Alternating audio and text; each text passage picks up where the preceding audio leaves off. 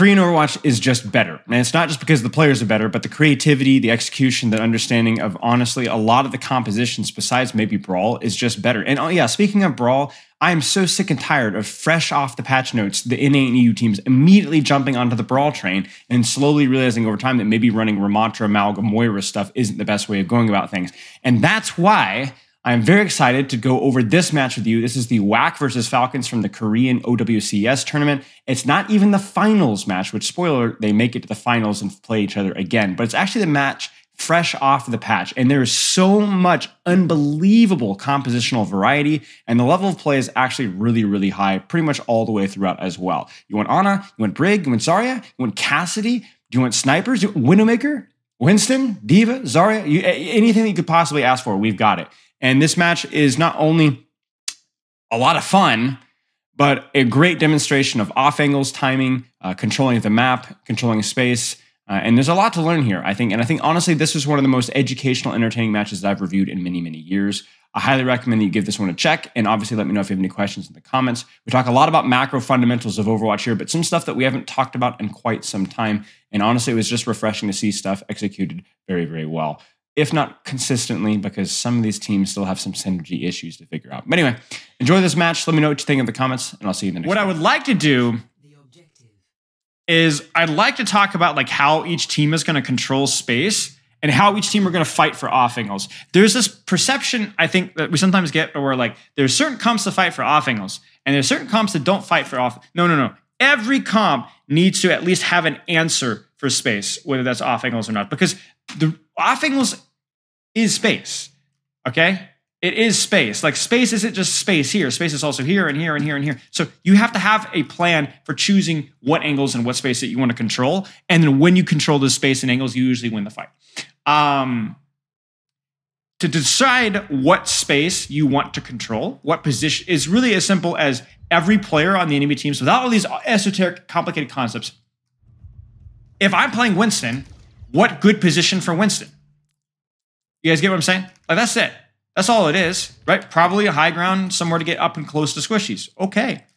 What about Echo? Like, probably utilizing this like vertical cover here, pokey, pokey, pokey, tickle, tickle. What about Tracer? Probably somewhere in the flank over here. You know what I'm saying? What about on a Brig? Probably like a slightly longer sightline here. Something like that. What about the Kiriko Luzu? Probably more aggressive, hyper aggressive on the angles, playing shorter sightlines, right? It's just, you go down the list of what each character wants to do, and you learn how the composition is supposed to position by looking at the individual characters. You don't position Widow differently in pro play than you do in lower rank play. You don't position Kiriko differently in high rank play compared to lower rank play. Now, your Kiriko might be healing the tank a little bit more if you're running like Kiriko Lucio with a Winston, for example. But for the most part, it's largely the same. So the interesting thing to point out here is the Ana Brig with a Winston. Now, how many of you guys would think Winston is good into this composition? How does Team Red want to play? How does Team Red want to control space? What are Team Red's advantages? What are Team Blue's advantages?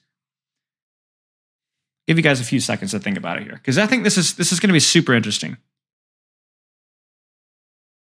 What does Ana Brig do? What does Winston do? What does Doomfist do?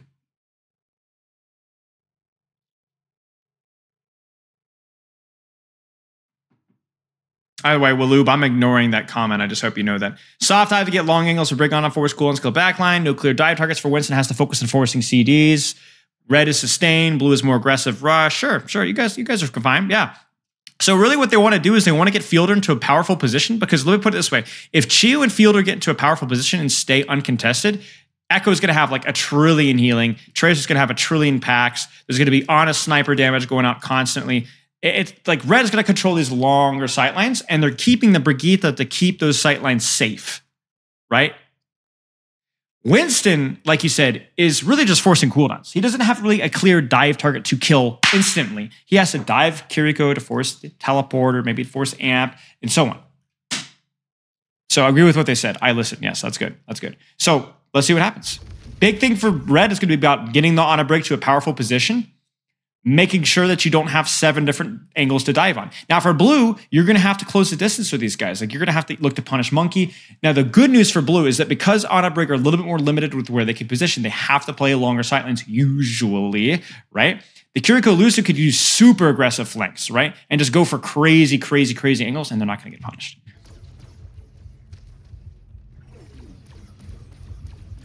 So you can already see here, just from the space alone, that red is kind of stuffed. Blue is way set up, like already prioritizing moving forward. Chorong working with Lip on the off angle. Junbin goes in. I actually think this is too far. I think this is too far of a dive from blue. This is a pretty risky. I think yeah. Look at this, chat. What a play from Chio. So Junbin goes for a bait cooldown cycle. Look at this. He's trying to punch out. He's trying to punch out. Chio says, no, you're overextending, and knocks him flat in his butt cheeks. That's actually a huge play from Chio. Because look at where Junbin is and look at where the rest of his backline is, right? This is too far. But he's trying to force a cooldown. A huge play from Chio. Now, the funny thing about this, though, is that Stalker gets smoked here.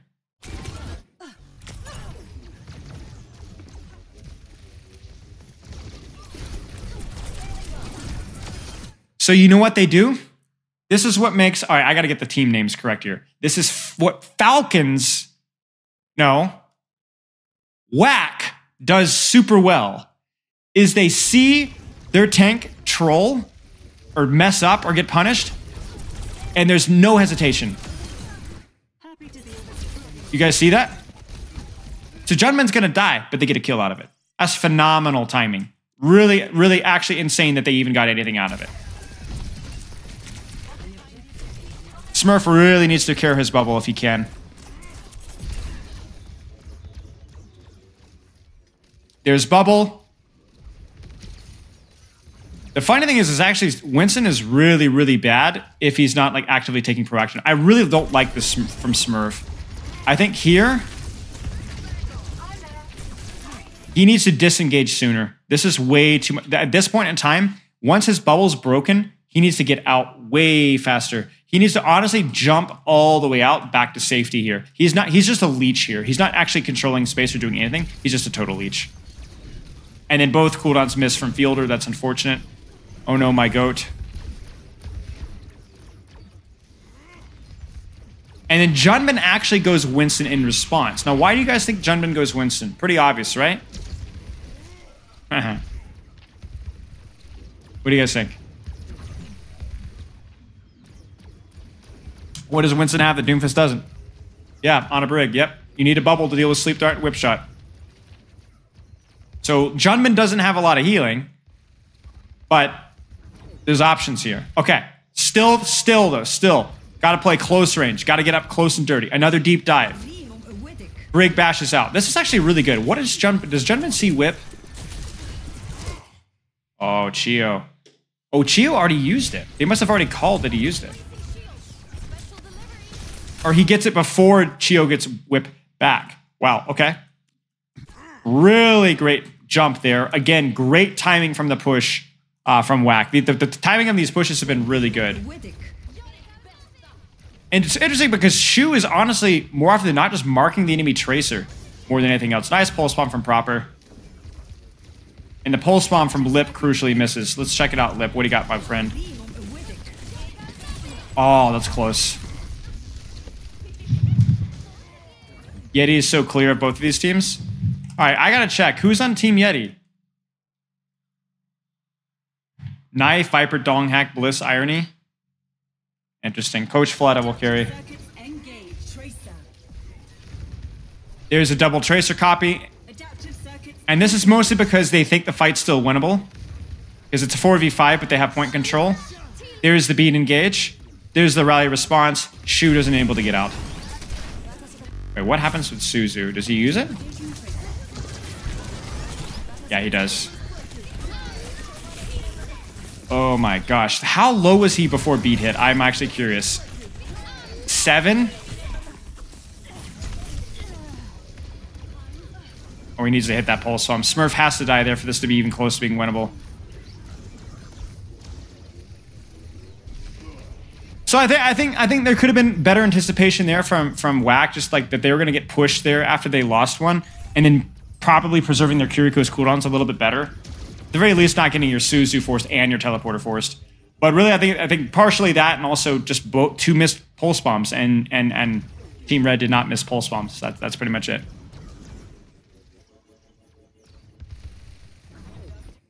Oh, they're gonna go so deep. I don't love this here. I don't love this. I would have loved to have seen. Okay, so chat, how would you set up this Kitsune Rusher Primal if you're Team Blue?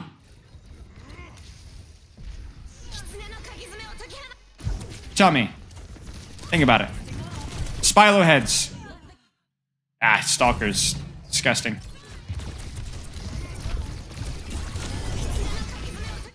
How'd you set it up? After Bash, maybe? How do you force Bash?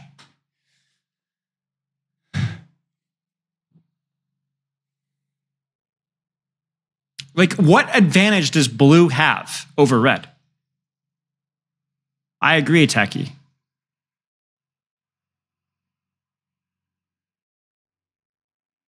I agree, Techie. Speed, right. I think this is a missed opportunity here for a speed rotate. I think you could rotate through here.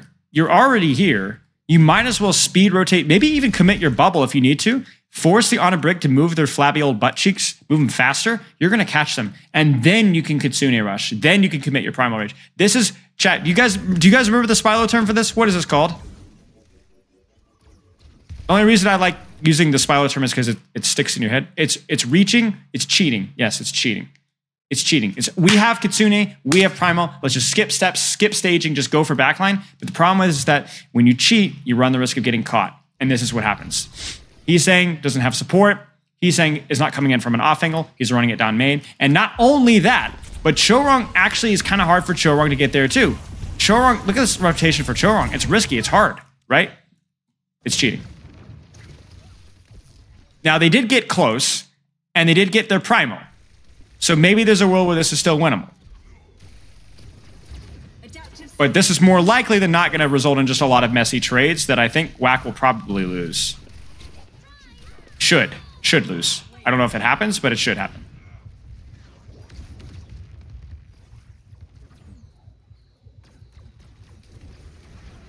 Yeah, I mean, this is just deathmatch, messy, messy, messy, messy, and WAC still has point control.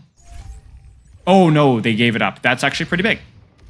Now, I will say one good thing here is that Junmin is not losing control here. Junmin is staying on the target, staying on the time there. Oh, he gets the Primal off just in time as well. It's a bit of a mistake there.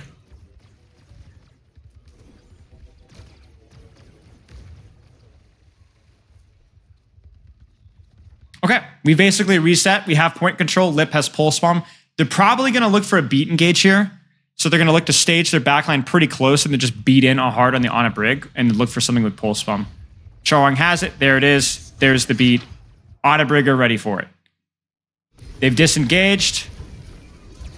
They're looking for Nano Brig just in case. I think the play here is I think they're looking for Nano Brig, guys. I really think they are.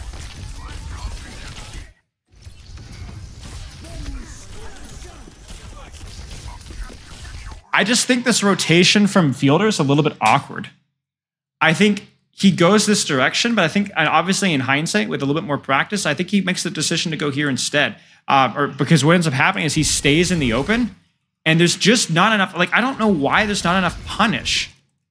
I think maybe Proper's angle's too deep. Yeah, Proper's angle's too deep. Because what ends up oh my gosh, Smurf gets his ankles shattered. Oh, that's what happens.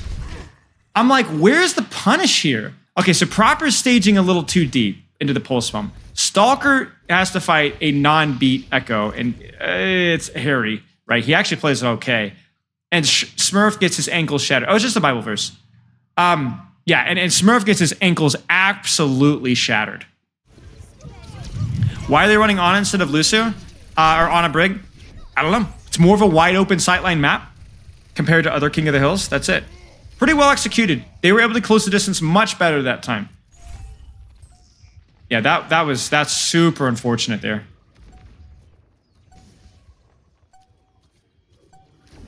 Oh, he missed the mega. That's true. That's true. Actually, great point there. Proper gets touch.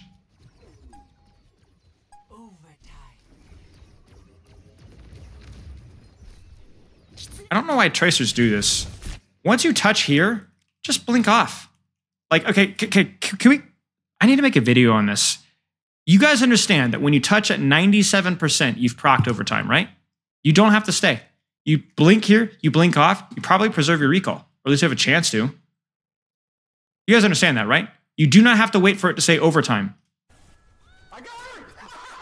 Mojack, thank you for the sub. So once you've touched here, you don't have to touch anymore. Leave. Overtime will proc. I don't know what it is on Flashpoint. It's 95 sounds about right though. But yeah, Proper has an issue with OT. We've already learned that from the London game last finals or playoffs. Oh, Cho wrong. Do we have a little bit of cheating? I think we have a little bit of cheating here. Okay, let's talk about this. I don't like this play from Team WAC. How would you play this if you're Team WAC? What's the play here? If you're ult tracking properly, which you should be because these are the best players in the world, the best players of the best players. Yes, Team WAC is blue. What's the play here? You tell me.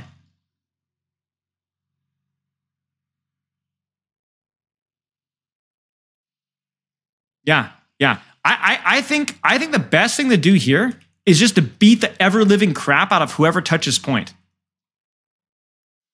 I think the best thing here is just to get Heesang on a good angle like this here and just beat the crap out of Proper. Beat the crap out of Junman. Just obliterate them. Force the ults. You will force the support ults if you do this. And then, yeah, kite out if you need to. Or just Kitsune and force point and then get out. Just beat him up. The problem here is that they're letting Falcons get the point touch, and then they're cheating again. But they know that they have Rally Nano. Unless you literally one-shot Fielder, this fight's over. And they're not set up for the one-shot. And so Junman's on the way out. Chorong's hovering in Narnia. Dies. You can't... I think you have to be way cleaner with your rotations here for this to work. And the fight plan ends up being like ridiculously cheap. I actually think that Falcons just win off of that. They do. That's criminal. That is absolutely criminal.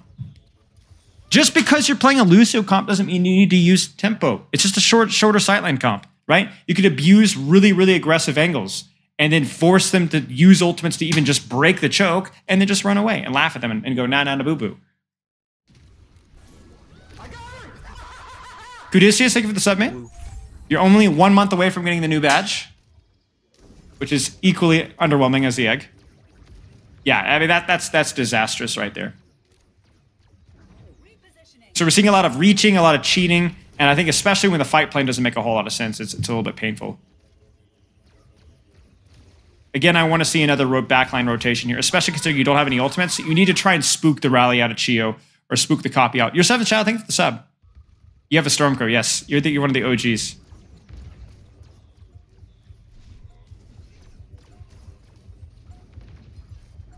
Now, I want you guys to notice something.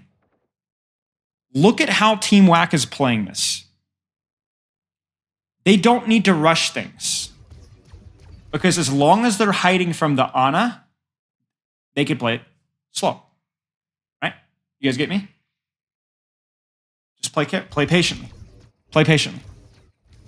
Smurf takes a jump. Shu really does not want to get his teleport forced. Smurf messes up. Oh my days, Smurf. Smurf! This is actually a fairly decent cooldown trade for him. He just doesn't primal. He just doesn't primal. Because and also in addition to that, if you're Falcons here, what do you need to be doing? What do you need to be doing?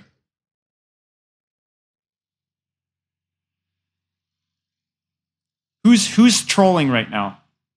There's 3 people trolling right now. 3. Smurf not for popping primal. It's actually a pretty good jump. It's actually a pretty good jump. The play itself of like putting pressure on Kiriko, getting the Echo to fall back is pretty good because Falcons could definitely be doing something right now. Who's trolling? Who's trolling? Who's trolling? Who's trolling? Who's trolling? Proper and Stalker, yes. Why are we trying to shoot the backline? Stop. Keep pressure on this guy. Stalker especially should be doing way more pressure on this Winston here. The fact that Junman is full HP is criminal. Actually criminal. Now, I don't know how this is going to go because actually I like the way the backline here has played it. They've created a split here where Monkey can't jump both. He has to choose. Even though Chio messes that up a little bit, it's pretty good. There's an early primal, bashes out. He really wants to preserve that primal rage. Or that rally, excuse me. Oh, Copper. Oh, he gets smoked.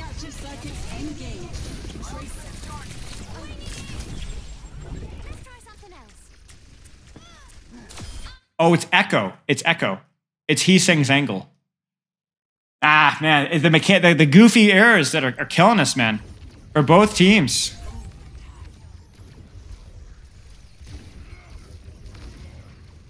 Ah, it's tough, man. That's really tough. Is that it?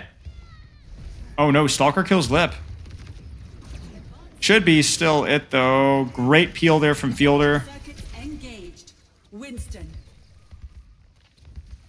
Should still be it if something dies.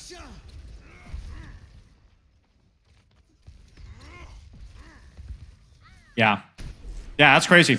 That was really well done in some ways and really badly done in others. I think it's just like individual ends, to be honest with you. Like Proper dies there, like just gets smoked by the Echo on the angle. I think Stalker Proper missed opportunity to put pressure on that Winston. Really important that they do. Smurf doesn't use Primal. That was just, that's it. Yeah, the Emon coaching has already happened. I should probably change it. I'm sorry. Sorry, guys.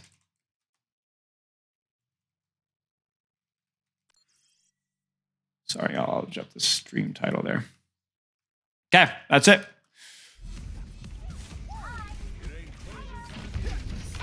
This is... Let me explain the Zarya Cassidy comp to you guys. So this is basically... You are playing Cassidy because short to mid-range map. Okay? But Cassidy can be run down. So you play a tank that can directly peel for the Cassidy while also functioning in that same short to mid-range environment. I don't know if it's good. I don't know if it's bad. I know the teams that have played it have not looked super good. I know, was it Dante's team, Luminosity, that struggled with it a little bit. But I don't think necessarily it's a bad composition. You just got to play it really well. It just might not be the best composition because Cassidy is historically fairly fragile, especially when ult fights run around. Team Blue's comp is interesting because it's running similar things, but instead of running the Baptiste to support the Cassidy, they're running the Kiriko to support the Cassidy with Suzu and so on. And they're running the Orisa instead. Now, you might be like, oh, you know, Zarya beats Orisa. I do agree that Zarya does fairly well versus Orisa. The problem with that, though, is that with the Baptiste, especially, and with the Kiriko, there is a world where Blue could take really aggressive short angles and just push with things like Beat and Kitsune, and something will probably die. So we'll see. Team Red needs to take powerful positions for the Zarya and Cassidy and kind of catch the aggression with their Baptiste. Because that's what Bap is really good at, is pocketing somebody that's under a lot of pressure with Lamp, Shift, with ranged heals, and so on. So you want to play actually more open angles in general, I think. So we'll just kind of like let this play, but this is going to be kind of a war of attrition where just both teams are unwilling to go. I think in general that fight should favor the Zarya as long as they're able to keep themselves alive. Tracer's on the angle. Bubble on the cast. I don't really know what that was all about, but okay. There's the attempt at tempo. They catch it with the bubble. They catch it with the Baptiste. You can kind of see how that fails. If they have to put, like, I don't think Junman should have tried to push there. I don't think Junman should have tried to push. I don't see what he saw, to be honest with you. This is the important part of the push and pull, where it's like, we have to push, right? No, you don't. You could just hide from the Zarya. It's the same thing that they did in the previous round where they're playing versus the Ana Brig comp. You don't have to push. You could just hide from the targets. So there, it's fine. I don't agree with the push beyond that point. I think like once you get booped out of your javelin spin here, that's fine. You now, basically with the cooldowns that you forced, you've pretty much guaranteed that you can focus tracer and cap point for free. So they've tried to brute force it and through a choke. And yeah, it's not good. Even with Suzu there, Junbin's gonna die. Red again catches the push. Does Smurf overextend again? Smurf, you have no bubbles, Smurf. Okay, Chorong also hits a lot of shots. Wow.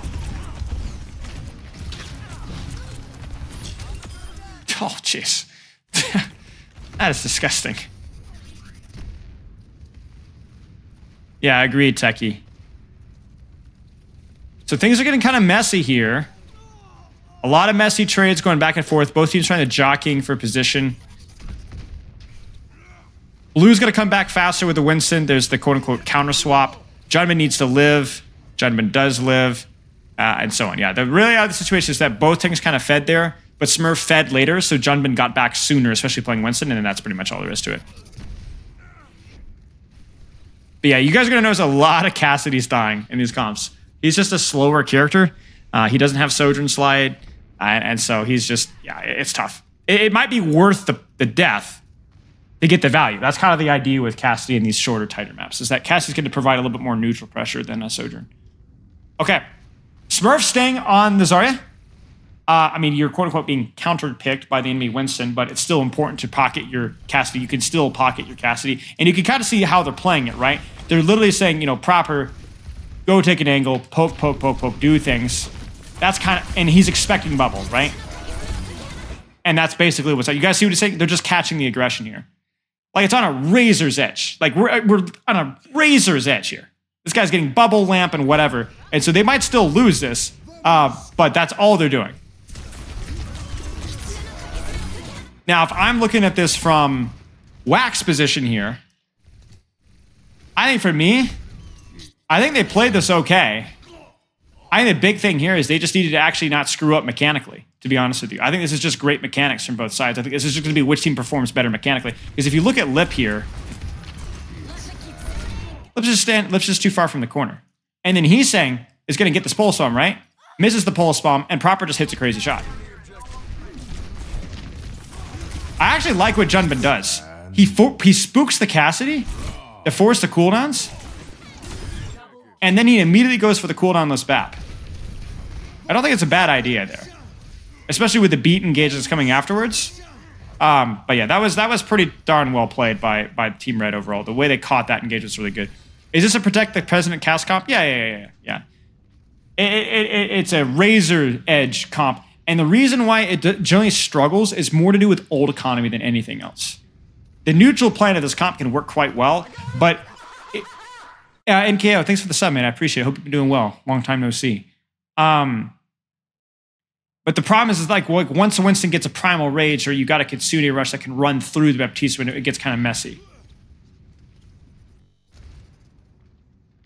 It's interesting that there's stuffing up here. I'm not sure. Oh, what happened? Oh, Lip died.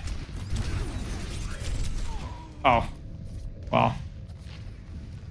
You know, that is one of the challenges of running Winston Curie Cass, is like your Kiriko kind of wants to babysit both targets a little bit. Whereas something like an Orisa or whatever isn't quite as demanding of support.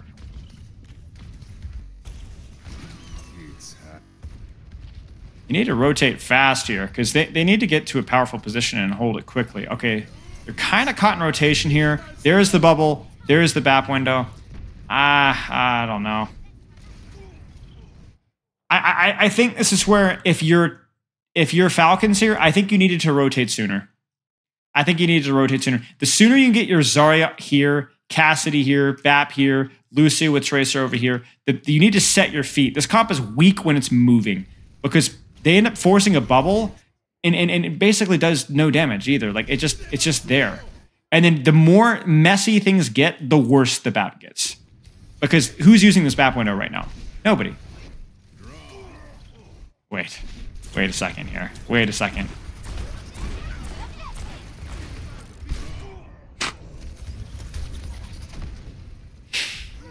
Well played by WAC though. That's well played. They did a really good job hitting them on rotation, setting their Winston in, and taking the space accordingly. Even the high noon, just to kind of zone that area, was really good. All right, solo grab really on anybody here is good. Winston obviously is great if you can get him. Oh no, Smurf. Again, bait the president. Oh, he was trying to oh my gosh, dude. Freaking this Lucio play is just actually insane. Look at this. He does this on purpose. Look at that. Look at this guy. Look at that. Look at this. Look at this. Come on, man. That's insane. Oh, lip. You know what I love? Here's what I love. All right, I'm gonna say something a little bit disrespectful, but it's funny. I love like the level of thinking and brain and like the depth and like the super insane Cho Rong big out plays, good hit by Junbin there, whatever. And then freaking Lip and Proper are just like taking turns to see which of them is gonna do the least brain dead thing. Like our Winston has jumped out, and Lip is still like, yeah, no, I can handle it. I can handle it. I got this. I got this, guys. I'm not going to run away or disengage or no. I'm good. I'm good. I'm good. I can still peek this. I'm good. Oh, that boot by Chio is disgusting. It's little things like this. Like this is. I cannot understate how important this is. That boop right there is fight saving. Completely kills the momentum of that push entirely, and that's what kills. Oh, wow. Okay, there you go. Nice bubble. Great catch there. You guys want to talk about a great catch? If you want to make this composition work, this is what you need. Check this out. Boop, bubble. Fielder's, by the way, still not pushing. He's always maintaining a little bit of range. Hits a double cooldown. Still catching, by the way. And Smurf has the wherewithal to not only be damaging 24/7, but flick on the bubble and then immediately flip back and finish the kill on Showrong. I mean, that's 30. Junbin was a bit too early, but that's because they just were down one. They wanted to try and make a chaos fight happen. Beautiful fight. Beautiful fight from Falcons there. Yeah, he rolled out to get to an angle. I don't think Lip should have. There's no way Lip gets out of this alive, but certainly he could have gotten a little bit deeper in. But yeah, that's like the level of execution you need to make this composition work, I think. No ults here. They want some early spawn pressure. I am a little surprised at this whole spawn pressure thing, but it doesn't feel like the best position for the comp. Because like what ends up happening every time is that somebody's caught rotating, you know? But I mean, I guess if the early pressure is there, you know? And to be fair, it happened again. You know, I can't argue with results here because they are hitting the rotation consistently. I just feel like it's a little bit fortunate. Because it feels like every fight, Proper is rotating as he's getting dove. And I don't think you always want that. Nice. Great punish there. You notice again that Smurf isn't just peeling backwards, but his positioning is actually more to proactively punish before the dive actually starts. Yeah, they want to force WAC into an awkward beat situation, and also you want to try and force early resources because you have the better poke. Like if you're playing Zarya versus Winston, you have a little bit better mid-range poke, so you need to be leveraging that before the Winston just collapses on your team. The thing is that like a lot of these early poke things are not like right now they're at least giving time for them to rotate out, where a lot of these times like Proper's been caught mid-rotation. I wouldn't mind seeing a really far back BAP window early and off, like now. Even now. Just to force Tracer stuff out. Oh, yeah, what happens here?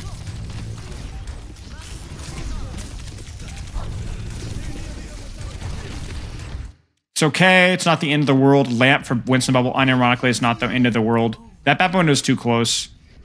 That BAP window is too close.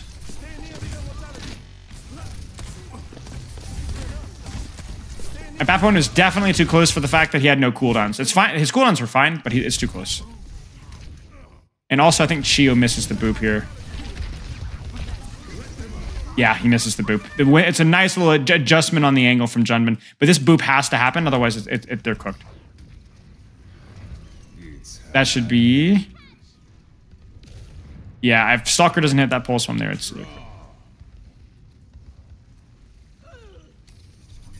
Deathmatch. Oh, Proper lives with roll. Ladies and gentlemen, check it out. Perfect. Zarya just can only focus what she can see. Zarya would prefer to go for squishies, but a lot of times she's going to be shooting Winston just because that's all she can see.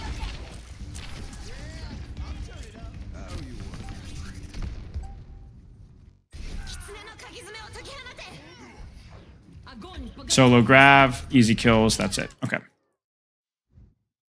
Ready for battle. Okay. This has been great, guys. This is so much fun. I'm not delving quite as deep necessarily just because of the amount of compositional variety that we're seeing, but yeah. Back to the Ana Brig, a little bit more wider sightlines. So yeah, going to be running Sojourn instead of the Echo here because I think it's a little bit flatter map. Now, it's interesting that WAC is running the Echo. It's likely that they just don't want to take the Sojourn mirror. Like he's saying is probably a much stronger Echo than he is a Sojourn. Why Doomfist not Winston? I don't know. Either can work. There's enough verticality. There's enough long distance. Like what makes Winston better is he's better in closer ranges. But Winston works well with on a Brig. And this is wide enough where Doomfist can work. It has enough verticality. I think either interchangeable. I didn't really watch a lot of UFC, honestly, USFE. Yeah, do you guys want to go back and watch some NA EMEA stuff? You guys want to watch some Ramatra Moira mirrors? You guys want to watch some Moira mirrors? Or how about final offer? Orisa. What do you guys think? Orisa Curie?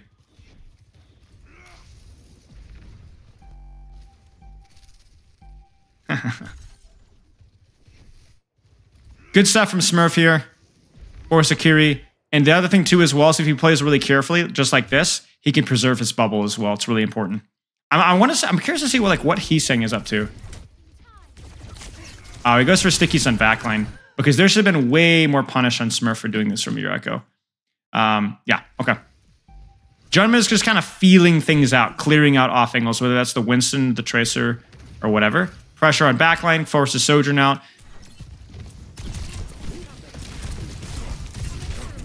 I mean, he almost plays it really well. It's good. It's good enough. Like it is. It's still good what he did. It just needs to be a little. Obviously, it's just getting punished because Fielder's a freak of nature. Nice nade as well. Wow. But you know, again, like while they're all focusing him down, look at what Lip does. Look what Chorong does. Look what Heeseng does. Right? It's huge.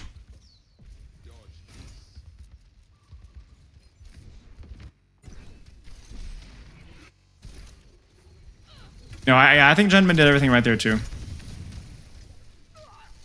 And again, while he's dying, they're taking space off of it. Wow, like Heeseng is. That is a disturbing Echo skin, by the way. What is that? Is this what you guys see? The mirror every time you wake up in the morning? Holy mackerel. And again, Lip deepens the angle here. Good. It's good stuff. I want to see what actually goes wrong for Falcons here. Oh, I think they give up too much space. Yeah, they just go too thirsty on the kill. They lose too much space. It's tricky though, because you know, hindsight there. Like if Junman dies, then it's a good play. But Junman doesn't quite die. Just a risk reward, you know.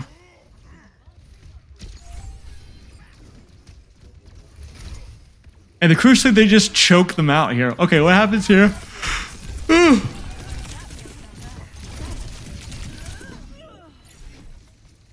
Shu's just a little bit late with the pocket.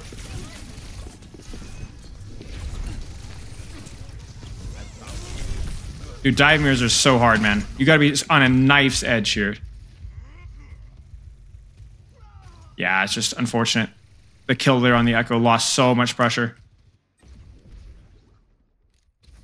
You see Maga staring back at me? Yeah. Got one of those clown mirrors. Again, here, I don't want to see like a forced dive. I want to see something that's staged properly. Patiently. Heeseng's looking probably for a deep flank with a Tracer copy. Again, Smurf gets kind of juked here. It's not terrible. It's just one of those times where you really hate using bubble there because of how high he was in HP. I think as long as Echo stickies aren't on the table, I actually don't think Smurf needs to be rushing his bubble so much. Adaptive circuits engaged.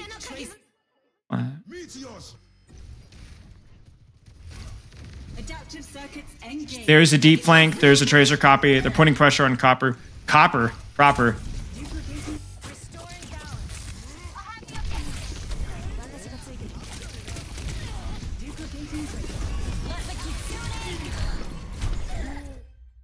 That's unfortunate. The timing's off just a little bit. I think the Kitsune Rush need to come out faster. I think in general, Shu is not quite anticipating the punish on his TP stuff in ult fights quite fast enough. This is like the second or third time this has happened. It just, the Kitsune needs to come out a little bit faster. Just a little bit faster so he has the TP. That's it. When I wake up, I see someone built like Doomfist. Same. Mid-fight ults. Team Red has monstrously powerful ultimates, but Fielder dies.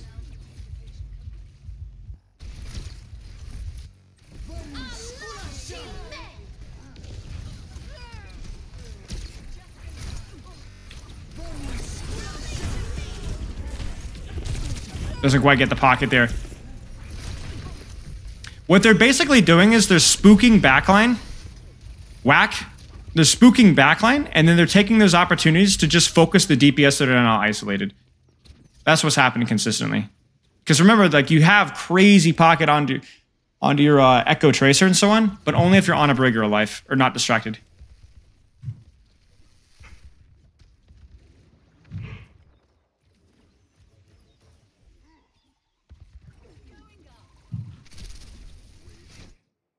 I think they're just trying to set tempo here. I think they're NA hive minding this one a little bit because they're tracking Nano here and Sojourn ult. So like, we're going to lose this fight. Let's just try and go and make a play with Pulse, which I think is smart. And notice, by the way, chat, what's the difference between KR hive mind and NA hive mind? Do you guys see it?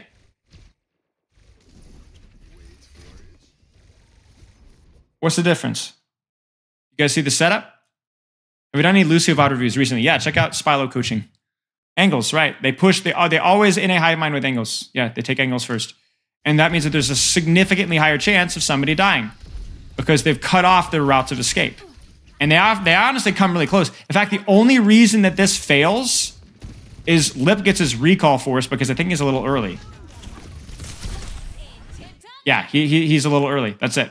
It's a crazy play by Fielder and really, really unfortunate because I'm telling you, if Lip's here, I mean, you guys know, everyone's dead. This is a fight win. Yeah, he was afraid of sleep. The sleep would have hit. He had to recall. He was just a little bit early. Good setup. Lip unfortunate with the execution there.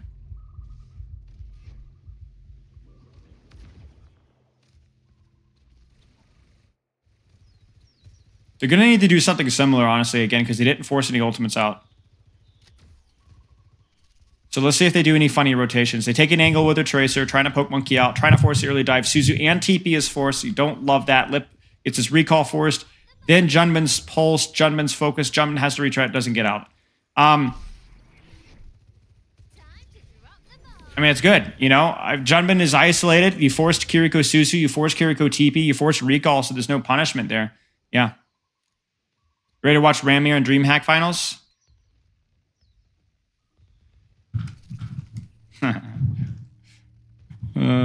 How many of you guys are going to DreamHack?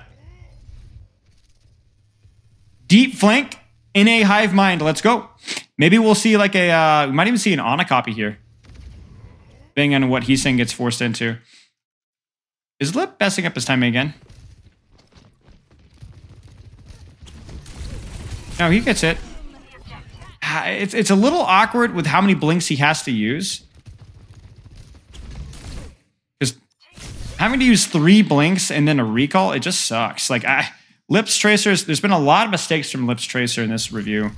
Because somebody has to die there. His pulse has to land. And then again, for Shorong, I honestly don't feel like Shorong should be really trying to contest the dive when the dive is that far away. I would prefer him to just keep on Stalker instead. This ends now. Who's a good ranked solo soldier? I'm honestly not too sure. Okay. Adaptive circuits engaged. Is this just a Heesang carry? Kinda, sort of. Well, they do hit the pulse. Messy.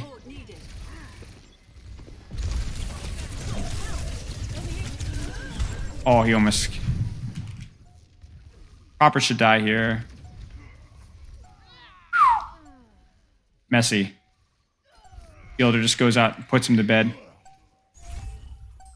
Yeah, I think that was always going to be hard for WAC to win, considering they lost their Lucio so soon, and they were fighting at an significant ult disadvantage at fight as well.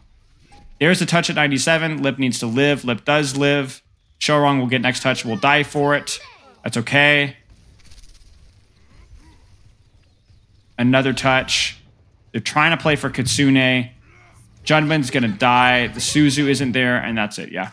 It's good. I mean, I think it's pretty reasonable. Like, a lot of what Falcons are doing well is like catching these dives. Whether they're playing Ana Brig or whether they're playing Zarya, they're catching these dives. Their DPS are playing really aggressively here. Not passive, like, oh, passive. No. The DPS are playing aggressively. Then, whether it's the Brig, Ana, BAP, Zarya, whatever, they're keeping them alive once because they're forcing cooldowns and doing damage early. Then they're using the cooldowns to keep them alive, and then they're pushing right back again. I think Lips Tracers kind of fumbled the bag here and a couple of staging missed opportunities from WAC, but yeah, good map. Okay. I'm going to take a quick walk around the room, and we'll go into the next one. Ready for battle. Wait. Oh, this is the wrong team. My bad, y'all. My bad. I was like, wait a second. This doesn't look right.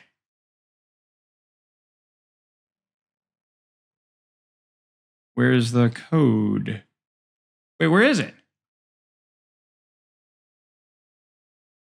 Hang on, chat.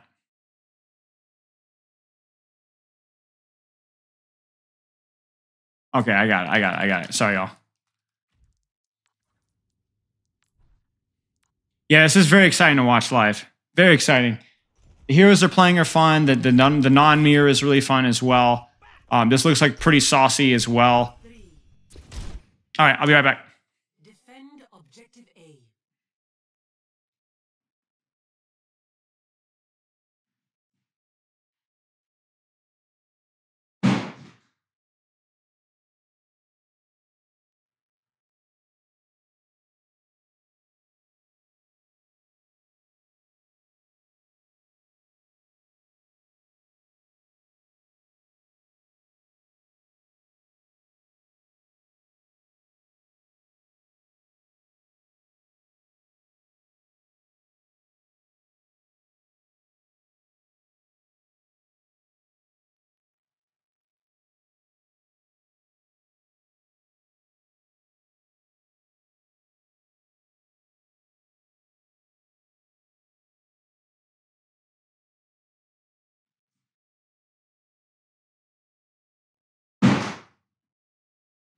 All right.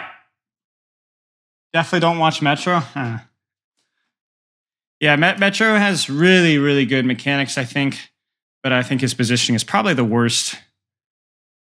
I don't know if it's the worst. I don't really know what I'm comparing it to, but positioning is not very good. Okay. Let's see what we roll out with here. I think this is what we roll out with here. Okay, so let's keep moving on here. Basically, what Blue is playing is the equivalent of a pokey anti-dive comp. The difference between this composition and what we saw on the previous round is that you don't need the Lucio speed because you're not going to be moving around, pushing and coming back from spawn or attack. You're just going to kind of be holding space, in which case the Brigitte is a little bit better because she can still peel off and deny the dive, but her ranged heal allows her to contribute more around the fight a little bit better. And the same thing kind of goes with the Sigma. He doesn't have the capability to peel for his casting directly, but he can put out a lot more ranged pressure than Zarya can. And with you already have the Brigitte to help peel for the casting, you may not need the Zarya bubbles as well. I think also the verticality of this map means that you need either some form of mobility or some form of poke. So I like Blue's comp. It's not a comp that you see very much now, very often anymore, but there's a very clear logic behind it. Blue's comp will probably struggle versus any comp that can take really, really aggressive deep off angles and force the Sigma to move around. But for first point, it's going to feel pretty good. Okay, Red is running basically a weird quasi-dive comp where they're essentially going to be trying to kind of rotate with their Lucio speed to get up and close and personal. If they get up and close, ironically, to Brigitte, you can mess her up. Same thing goes with the Cassidy, same thing goes with Baptiste. They need to not take too much poke damage in the meantime. Now, it is interesting to me that they're not running this with Tracer. It might be because Stalker doesn't think Tracer's as important on first point. It might be that they're also scared of Heesang trying to mark the Tracer and preventing Stalker from ever taking an off angle. This is where I think having Hanbin in is a bit of a weak point. D.Va might be really good in this map. Sigma might be really good on this map. But the way to beat this comp would be to get somebody like Smurf in and just run it with Curie Lucio and just rotate as a unit and just get up and close where a bubble is just going to murder these guys. D.Va's a little bit easier to deny with the Brigitte and a little bit easier to deny with the Sigma. Was Happy a Sojourn player in Aldays? Yes. Happy was a very good hit scan player. I would say Happy was maybe top 5 hit scan player. Top 5 or 6 point and click hit scan characters. Yeah, I think when he was playing well, I think he was very good. So there's exactly what we talked about. Remember the catch, guys? Remember the catch? One pack, and there it is. Bam. Punish instantly. Do you think meta is just comfort picks or is there a hard meta? I don't think it's a hard meta right now. I don't think people, if there is, people haven't figured it out yet. Even in A, people are already, some of the better teams are already defaulting to dive mirrors now. Great catch. Yeah, Hanbin actually goes monkey. Okay, yeah, I was expecting that to happen. Now, it's interesting they go Brig here. The Brig, I don't feels all that necessary. Maybe the Brigitte is more of a comfort pick. Maybe it's really not a comfort pick. Maybe they think that there's value to be had with like +1ing a DPS on an off angle. Maybe they think that their Heesang is going to be an issue with packs. I feel like you could just run this with Lucio.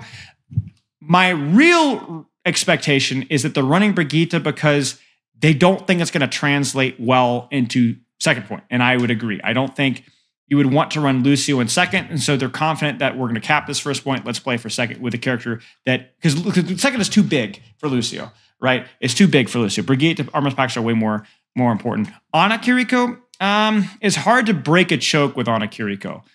There's not, it can work, but also Chio's Kiriko is not as good as Brigitte. So this comp makes more sense to me. The Winston's going to be a lot better at closing the distance. You have proper on a comfort pick. You have Stalker playing a DPS that can at least get up and close and personal. And you can already see the off angle setup, right? Sojourn on the off angle, Brigitte controlling space on the high ground. Guys, I'm telling you guys, the level of execution between Korea, I know this is the top of Korea, but like just even look at this. I know everyone makes fun of Spilo for being the angles guy, but look at this, guys. Look at this setup. Look at this. It's beautiful. They're even finding something to do with the Kiriko or the Brigitte, which is mark the Tracer. Don't let the Tracer take the position that she wants and pocket Stalker on the high ground. It's really good. It's a great setup from Fielder, from Proper, from Stalker. I mean, it's perfect. It's the perfect setup. I don't think Hanbin wanted to. Yeah, Hanbin messed up, though. The funny thing, though, is Hanbin he just misses. He just misses. He wanted to take this position here so then he could drop, save his jump, bubble pressure, and jump out. He just messed up. Yeah. And then he bubbles too late. Oh man, the pocket is unreal. But look at what's happening while that's happening, right? Is Chio AFK? No, look at what Chio's doing. Look at this. Chio's getting in there. Chio's on an angle, pushing in. Stalker's in there. Proper has a really aggressive angle. Good. So even though Hanbin made the mistake, and look at the Brigitte Genji now. Holding the space. Staging for the next push. What happens with Hanbin here?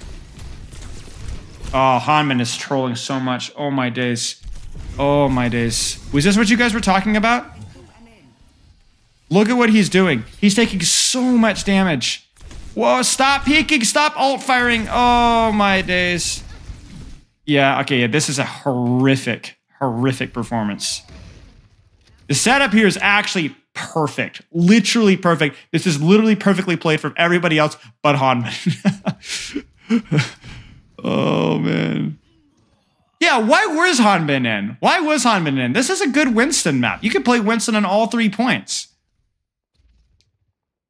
Is there some sort of, there must be some sort of like metagame thing that like people go like Malga or something. D.Va's not as good as Monkey here. D.Va's fine. Yeah. Maybe it's hindsight. Maybe there's something that Max would have like counter swapped to. Maybe they, like the Malga. I don't know. I've like even this is like agony.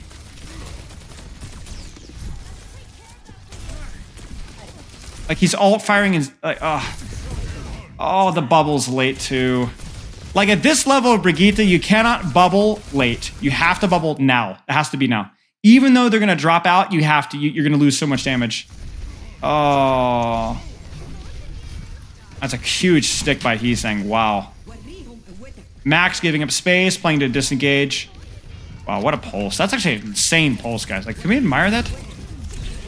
Like, hello?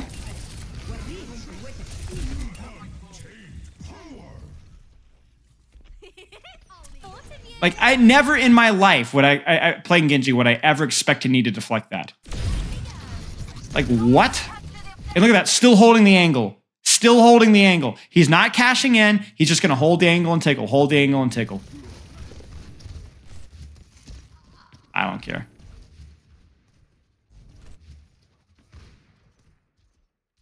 Beautiful. Good fundamentals. It's nice to see that, like, the good fundamentals of Overwatch matter. Please, Genji POV? All right, sure.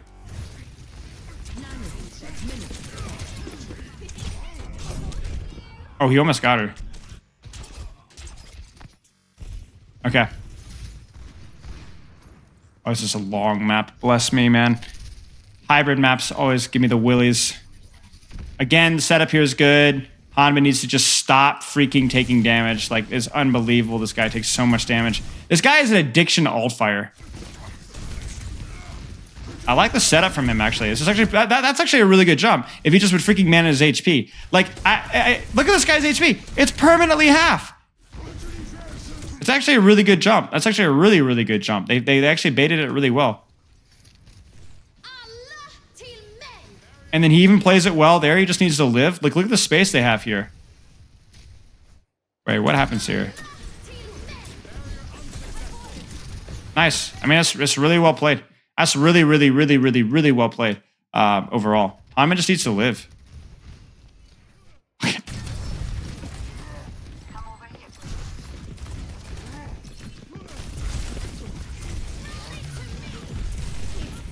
This is good. This is pretty good. This is pretty good. That was pretty good. That was pretty good. That was pretty good. Now they just need to leverage point. I think the only thing I'm annoyed at here is I don't know why they're pushing here. They should be looking at Heesang. They should be looking at Heesang. I think Chio gets low and then they have to turn around, but Heesang should be dead here, bro. Heesang should 100% have been dead there. Yeah, I mean, it was overall, it was really, really well staged overall from Falcons. The only reason it took as long as it did is maybe some details at the end were messed up and Hanma just trolling. Hanma must have been coached by Commander X, 100%. Then there's the Diva mirror. Maybe Winston is unplayable on second point if they go Diva. I don't know. Maybe the Bapsin stuff makes it too difficult. Bapsin because wide open sightlines. Man, this is where I guess the Briggs can still get value. Stalker goes Echo, which is kind of interesting. I actually feel like Genji's still. I don't know. I feel like Echo would be worse here. Maybe that's just me, but wait, what happens to Fielder?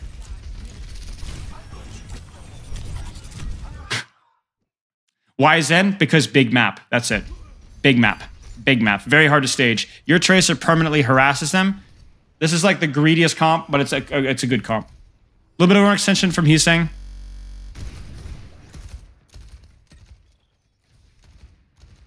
I guess you just force point here and shoot max.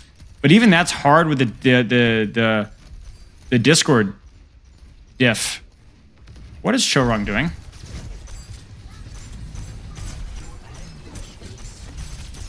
Chorong's kind of feeding here, I'm not gonna lie. This is a big deal. Like, that's insane. Chorong really needs to just like avoid doing anything crazy. But again, I like the way the Falcons are playing it. Leverage point, leverage point, leverage point. Try to not peek the Zen. And then make sure that whoever can peek the Zen punishes the Zen.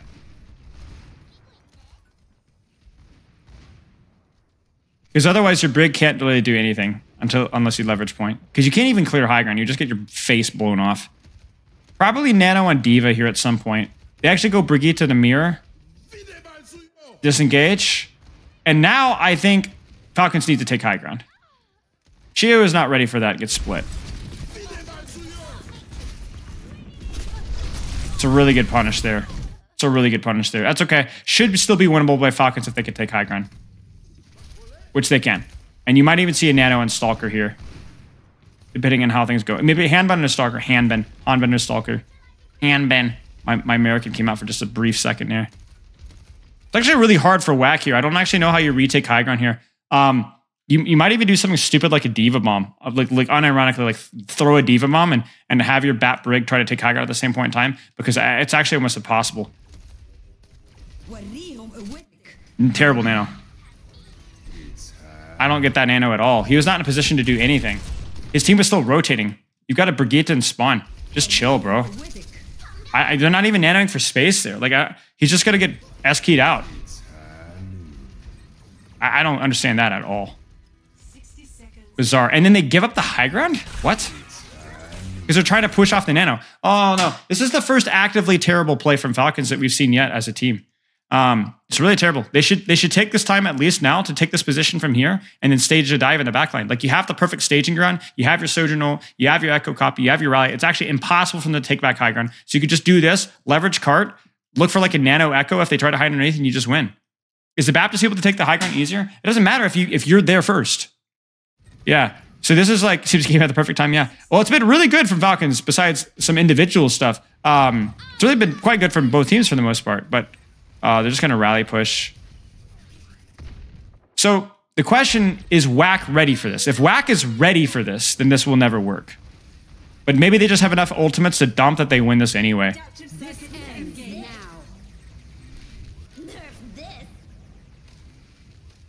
You guys see what I'm saying though, right? Like, it costs what? 1, 2, 3, 4, 5 ultimates? 5 ultimates. 5 versus 2. And those 2 were Diva Bomb and high freaking noon. And they're still just barely winning the fight. Take the high ground, bro. Stage. If they stage here, they use 2 ultimates tops and they win this fight. Sojourner, Nano. That's it. It's over. Haman's gonna go Zarya here. Short, like, they're gonna play a little bit of tank rock, paper, scissors here. Because there's really no high ground in this point. So this is one of the few points in the game, by the way, chat, I encourage you to swap if you're tank playing. There's just no mobility here to really leverage. So he's gonna go Sigma, he goes Zarya, and he's like, oh shoot, he goes Sigma, he'll probably mirror the Sigma. Oh, he's gonna go Monkey. I mean, it's fine, but as a Sigma, he's not super weird. Like, you win the tank rock, paper, scissors war, but you lost the map war. Sigma's better than Winston here, at least later on. So it's like, who won this, Hanben or Max? I think they're both probably pretty happy with the result, so you just leave as is. That being said, Lip will need to be a little bit more careful. Where's the setup here? Like, where's Chorong? Did they just not know Lip is up there? What happens? Oh, that's a mistake. Really, what you should have is your more aggressive off angle gets the support of the Brigitte or Lucio, and then you have your backline, your other support, just kind of chilling. Like, he doesn't need to worry about Winston. Shu doesn't if he's playing here, because Hanben can't get close enough to jump and land on him, because the Cassidy with Pocket and or Sigma will poke him out, or the Tracer will poke him out. So this is a mistake from either Chorong or Lip, maybe both. Nano overclock is generally redundant. Either the overclock gets kited or the overclock gets kills. And Nano doesn't necessarily accelerate that fact. The one exception I'd say is if you got like one, actually, coincidentally, not ironically, this is like one of the spots where probably Nano overclock would have cleaned it up, depending on how WAC rotated around. So that's a huge mistake there. Way too cheap of a fight win. That's another mistake there. It's a good shot from Proper. Well, let's actually check this shot out. Builds the rail. Takes the angle, goes fishing. Hits the shot, bingo. Card's still moving. They're trying, and the reason they're trying to go now is because they know they have like rally and stuff. So they're like, we don't really have any ults here. So like, maybe this is our chance to like set the tempo, right? It's a good try. It's a good try, and they're actually able to disengage it from a really great nade from Fielder. That's actually a really, really cool play from Falcons there. They're up 2. So they're like, hey, let's just stagger these guys quickly. We either get the kill and we cap, or we force them to pop their ultimates. And because they don't have their Cassidy, because they don't have their Tracer, we'll be able to actually live that disengage. And now they have Nano, and so they can actually properly take this fight. No pun intended. Probably see a Nano on Hanben. And I'm curious to see how they take angles off of that. Miss Pulse from Heesang. Nano from Winston. He takes the rock. He takes the high noon. He bubbles. They disengage. Beautiful. This is good. Guys, this is really good stuff from Falcons. It's good stuff. The tough thing for WAC is I don't even know what you could do differently there. Because the window of time with which you need to like counter the dive is like the size of Matt Donuts and Cop. Like it's the size of Gregor's arms. It's tiny. If you're even late by a half a second with this combo, the Nano Winston plus Echo Sekus just kill you instantly. So it has to be done instantly. That's just the luxury of having better ultimates, right? You know what I'm saying? So, you know, you feel bad about it, but like I really don't think there's a whole lot you can do. I think that was just well played by Falcons. That's not easy to do. Nice job. And now they probably just play slow for copy and then look for like a copy tracer, copy Sigma maybe. I'm not actually too sure. Like a T-Rex. Winston dive, they go in deep, but they go for the rally instead. It's a really great drive. Actually, you know what? Honestly, Hanman has been trolling the first point, but he's been a lot more disciplined since. And this is a pretty nice, good jump from him, actually, here. It's a lot of space there. They use the rally, then focus the Sigma. Sigma dies. Great nade, great focus. I think the only thing there for Max is he needs to be a little bit smarter with the respect versus the rally. So he's trying to get that early pressure out, but he doesn't need to be at point blank range to get that early pressure out, right? He could play closer to cover here and do the exact same thing, especially when they have rally. So this is a Max mistake. He needs to know that the rally is coming. And that's it. That's going to be capped. I've been very impressed by the Falcons' setups, with the exception of that 1 second point thing there. This is really good. I know everyone likes to make fun of, like, you know, Spilo beats the crap out of stuff, but like, it's good. It's good. They're doing a good job. Off angle, good. It's good. Why did this jump create space? Can't they ignore him there? Great question. So yes, they can ignore him. But the problem is that even if they ignore him, they can't play here. They have to play here. You see that? So rotating away from here means that they're not doing as much damage to the people walking outside this choke. Because normally, without a Winston, you pushing outside this choke would get the Brig, Cassidy railing down on you from this angle here. So Hanbin can't control this space over here. You're right. But he can control this space right here, which is what protects his team and allows him to come out of the choke here. If he eats or blocks nade, then it's still he can't though. Not with rally. You can't block nade. You die. You can't counterplay rally as Sigma outside of maybe accretion to slow down the pressure. But he'd already used the accretion on the enemy in the push there. Yeah, it's good stuff, man. I'm telling you what, this is looking really good.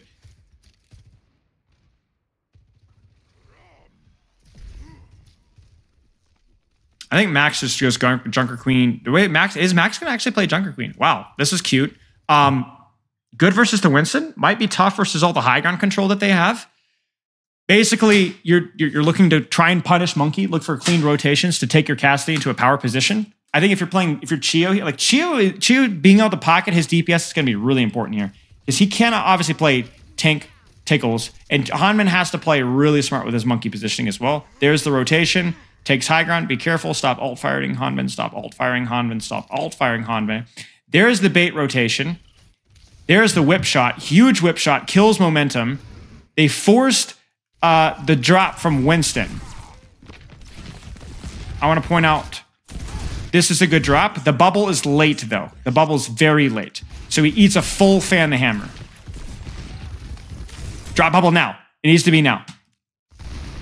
It needs to be now. Because if it's now, he's able to then immediately jump back out, force shout, and you're cooking. He's very lucky he doesn't get knifed there as well. So yeah, he just takes way too much damage. This is also a mistake, a rare mistake from Chio as well. Oh, he gets pulled. He's too close. He needed to keep backing. He needed to keep backing because he gets smoked here. That's unfortunate. It's a good hit by Stalker on the rotation, though. The positioning overall is pretty good. Oh my days, what is that shot? Okay, that's all there is to it. Little detail mistake there from Hanbin. Crazy shot from Lip. Hanbin just needs... Oh, what? What?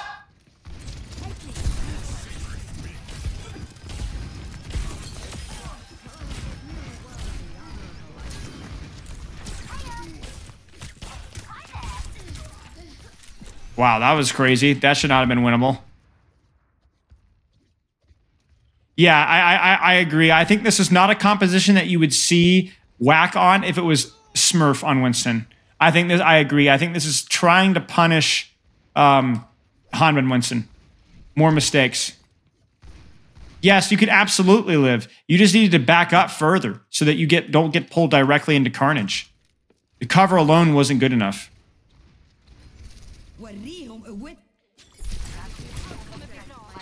Stalling point. And he goes in here. Good old Fielder and Shio, man. Naded armor packs, nano defensively on rally. Chio's gonna chew.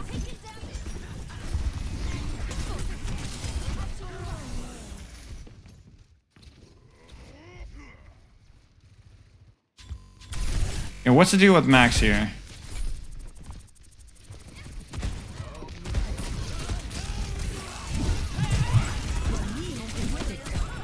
I think it's okay, Matt. I think it's okay, Matt. I think it was all right there. He just needs more follow-up from the rest of the team. I think the major problem here is just mostly that Chorong is dead. I think the concept of what was done there was okay. Like, you get the shout, you get the Carnage, you have the Suzu for the sleep and nade or whatever. Like, Fielder needs to die here. Like, Fielder should die here if there's any sort of follow-up, right? It's just not the best clip. Shu doesn't hit any shots. Lip isn't in position, and Chorong isn't either. I think the idea of what was... I mean, if you can get on a point-blank range with the guarantee of a Suzu and an Ana Brig, I think you need to do it.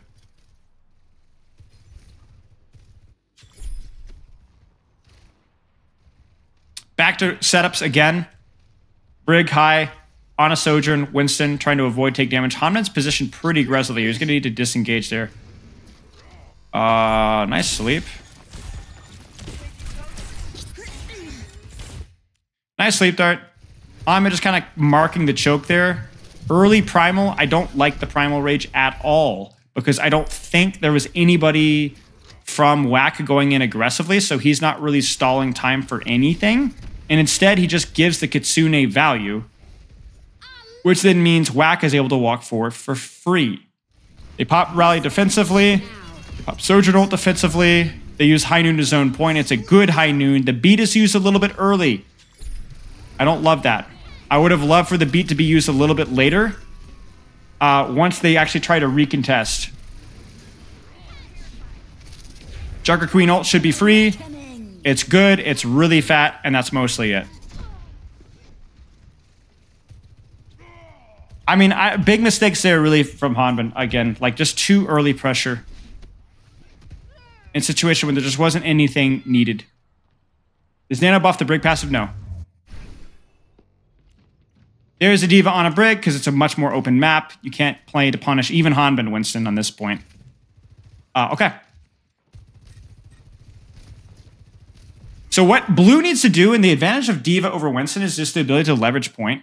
Like, D.Va just takes a lot less damage. So she could just basically park herself on point and matrix and matrix and matrix and matrix and matrix and push and matrix and matrix and matrix and push and matrix and matrix and matrix. So it's like, basically, here's what happens if you're playing Winston. You can't really punish the D.Va. But because D.Va doesn't really have any direct dive value, by the way, is the wind too bad? Is that like getting on the microphone? Can you guys hear that? Super windy outside. Anyway, because the D.Va doesn't really have any direct dive value, you're allowed to play your DPS in like super aggressive positions. Like, because If you were playing your Sojourn like this and they were running Winston, she'd get dove. So you just basically plop your DPS in these aggressive off angles. And in addition to that, because you have the threat of dive on their backline, you see how this comp is getting stretched out? Look at blue. It's getting stretched. It's getting stretched. It's getting stretched. Shu is getting more and more split because Shu doesn't want to rotate forward because he gets dove by Winston. That stretching point is what allows the Winston to create opportunities to isolate people. You guys get what I'm saying? So Proper's doing a great job here. No Winston? Guess what? I could play any off angle I want. You're not punishing my off angle. I can just total greed here. And that can make it really tricky. And there it is. There's the stretch, right? It's a deep dive, sure, but there's nobody there. There's nobody there. Right? There's no peel. There's not even a Brigitte there because Choron can't sit back here and peel the Ana because then Max is going to die, right? So, yeah. Bam. It's good. It's good. It's good play. Good patience there from Falcons. You just do have to give up cart progress there. You can't really stop them from pushing cart with D.Va, but you can abuse your Sojourn. You can abuse the split you eventually force. So WAC looks like they want to take top here. I don't actually agree with that plan. I think you need to go back. I think you only should be comfortable taking top when you have a significant brawl advantage. They don't. They don't have Nano. They don't have D.Va Bomb. They don't have Rally. I mean, D.Va Bomb is really kind of largely irrelevant. And they're going into Primal here. And by the way, Winston Bubble ruins this push.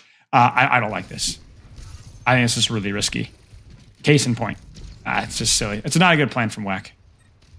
How could Shu fix it? I mean, Shu just has to be aware of it. Shu just has to know that, okay, eventually things are going to get stretched out. I'm going to be ready for that solo Winston dive and play for my life. Because Shu doesn't have sleep or nade value from here, so just sit in your cooldown. Stefano, thank you for the sub. Months old now, meaning him starting to say my first yes. words. Too bad it's not your last words. Yeah, thanks for the sub, mate. But yeah, long story short, there's ways of playing around it. Lip Widow to come out. I mean, unironically, Lip Widow, does he actually go Widow? Because Lip Widow would actually be pretty good here. Pretty good to zone out this entire high ground. Does Lip go Widow? Lip Widow would make a lot of sense here. Cassie's terrible on this point. Way too wide open. Because remember, the stretch that we just talked about? Well, now you have a Widowmaker. So now your Sojourn can't take every angle. Yeah, the Widow's good. Widow's good. So now they kind of have to crunch his Proper angle up so Proper can't play as aggressively as he'd like to. Because there isn't a dive threat, but there is a one-shot threat. And there it is. You see it? Look at Proper. Poor Proper, right? He's like, ooh, Widow, I'm scared. Good job focusing the Tracer, by the way, from Falcons. Do not let the Tracer push point. Again, I don't know why they're trying to brute force top. I just don't understand. I guess it's because they have Nano Brig, but the problem with this is, okay, this is the other thing too. One of the key components of taking high ground in the dive mirrors in this comp is that you have your own Winston with Primal go top or with Nano and contest their backline, because otherwise Nade just destroys you. But that's the problem with D.Va. I really don't think there is a safe other win con besides forcing point with D.Va. And then maybe flying up behind and scaring these guys. These backlines are so fragile in this rotation.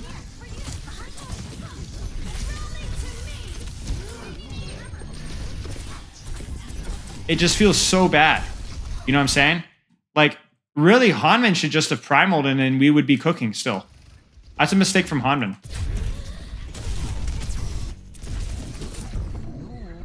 Like, even this here, he shouldn't have been slept. He overjumps his bubble. And then obviously Pulse misses. It's just goofy. It's just goofy errors, that's all. Playing more poke than dive? Yeah, pretty much. Yeah, you're just playing to control sightlines and push cart. Control sightlines and push cart.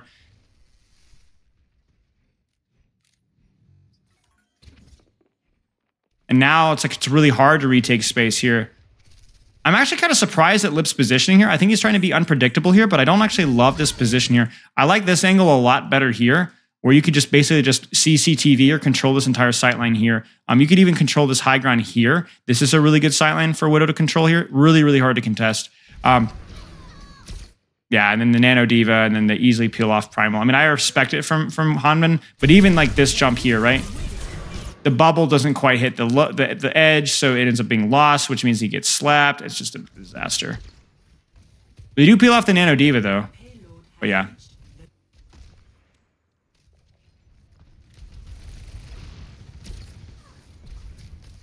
I don't know. I mean, there's definitely a reason why Hanbin is in, you know? Like, there's definitely a reason why Hanbin is in, but it's definitely, you know.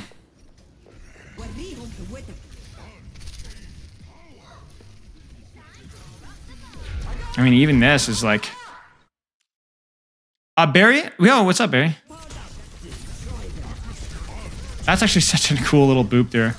Like, even that, like, it doesn't quite get the landing damage, doesn't quite get the melee at the right time. That's a goof from backline. What the frick, Shu? He's just like me for real, bro.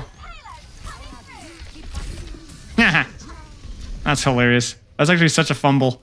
What on earth just happened to my screen? Still traded, though, so Lip hits a nice shot. I think Lip should probably swap here. Lip needs to pop sights ASAP here. Widow is not terrible here, but you can have a really hard time breaking this choke with a Widow because their sightlines are so limited. No one can hide from my... Wait, the Lip killing Stalker is disgusting? All right, all right. Oh my gosh! Sit the... What? What?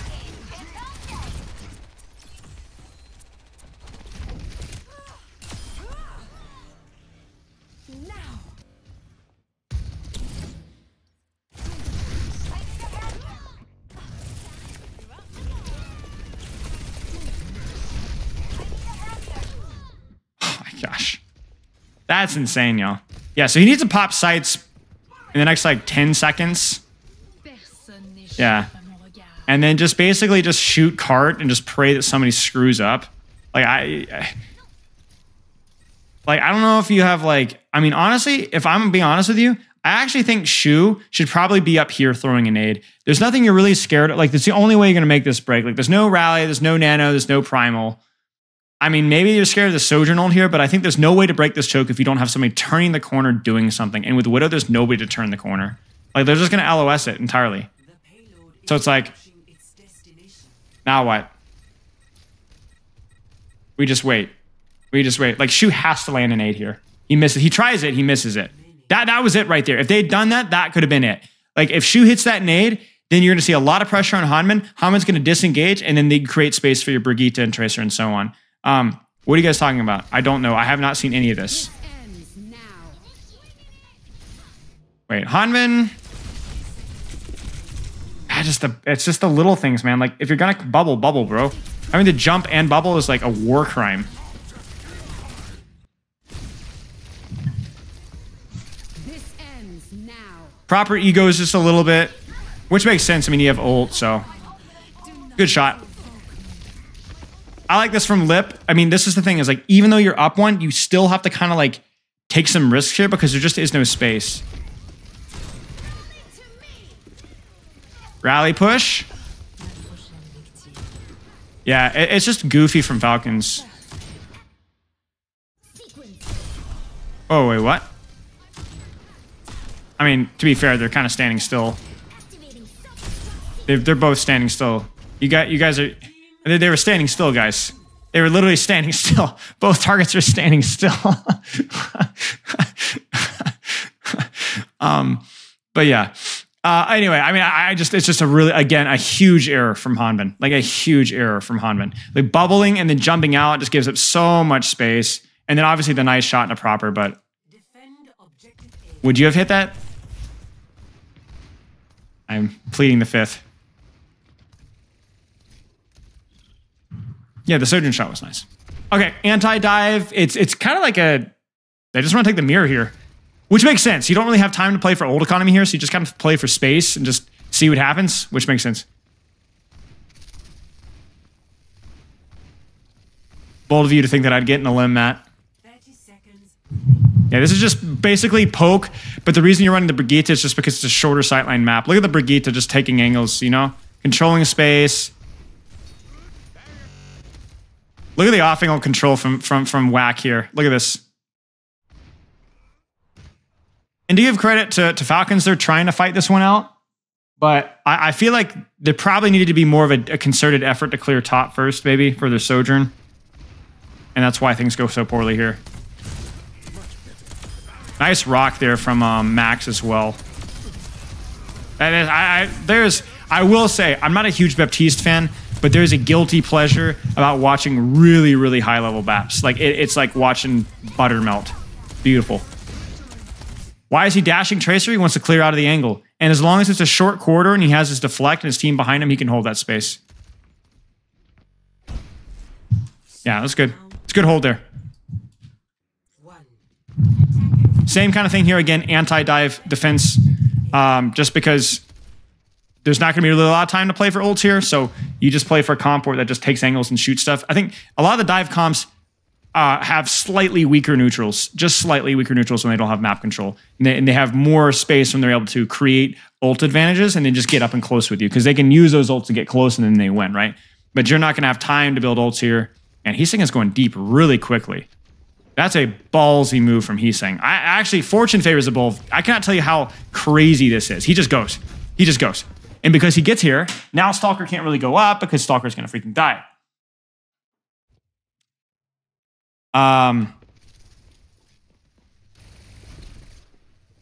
60 seconds remaining. So Max gets early pressure. Not a lot of control of space there. RNG Smiles, thanks for the sub. Tired of ads followed by a sub. Listen, I run 5 minutes of ads per hour. That's like bare minimum, bro. Bare minimum, bro. You guys are spoiled. You guys have no idea what it's like to go to any of these other Overwatch streamers. Bro, I swear, like Cloudy and Magit run literally like 22, 23 minutes of ads per hour. I'm running the bare minimum. The bare minimum. Yeah, this is not, I don't like this setup here. I think there's an urgency to help Heesing, but they really need to get Lip or Chorong up here, or like, I don't know, somebody's got to clear top here. Because this becomes a problem, right? They get Max the point, which is nice. Like, we get point pressure, but then Hanman just takes the space, right? And now Shu can't rotate. Now Lip is under pressure. And there you go. Like, you just lose to your Sigma and high ground. So it's like, it's not really great space. You never get ads in Cloudy? Are you subbed? I swear he has like 15, 20 minutes per 60. He literally runs like 23 minutes of ads. It's literally 50% ads. Or 33% ads or whatever. But yeah, I really think the setup from WAC is significantly worse. Okay, now they're getting the Brig on high ground.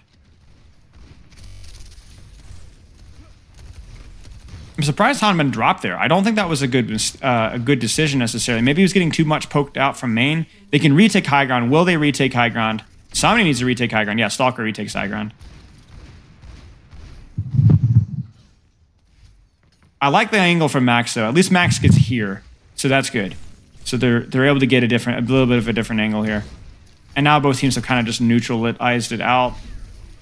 Oh. Set up his whack. I already made that joke. Get rolled. Good punish there. Proper gets picked. That's what we talked about, like the weakness of the Sojourn is like, you can just get melted.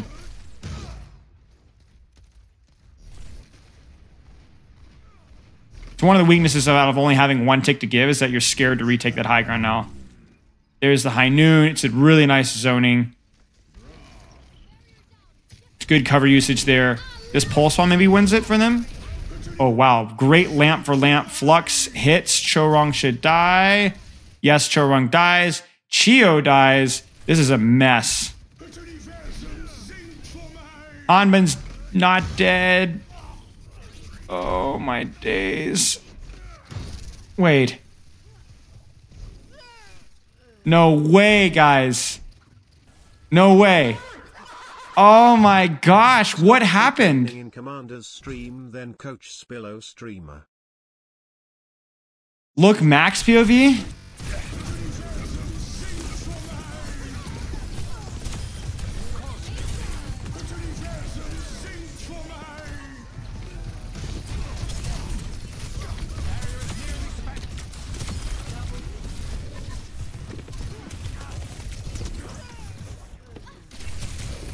That was pretty good. That was pretty good.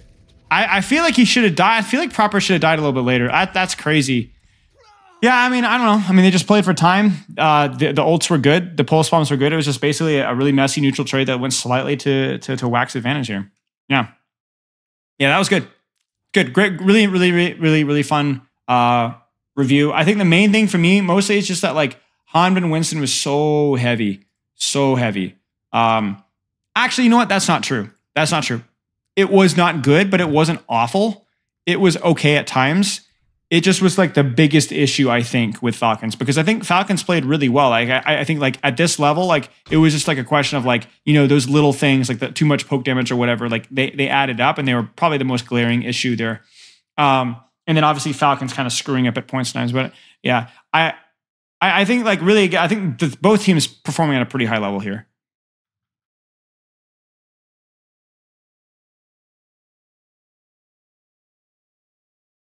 Yeah. Yeah. All right. I'm gonna get some water. I'm gonna walk around and get. I like to try and move around because I go like bat crap insane in my level of analysis tanks if I'm too tired. So we're gonna move around and stretch our legs a little bit. You know what I'm gonna do? Here's what I'm gonna do. Did we just have an ad? Yes, we just had an ad. Hanban's not washed. Yeah, I mean you can't put Hanban on Winston on like one of the hardest Winston matchups.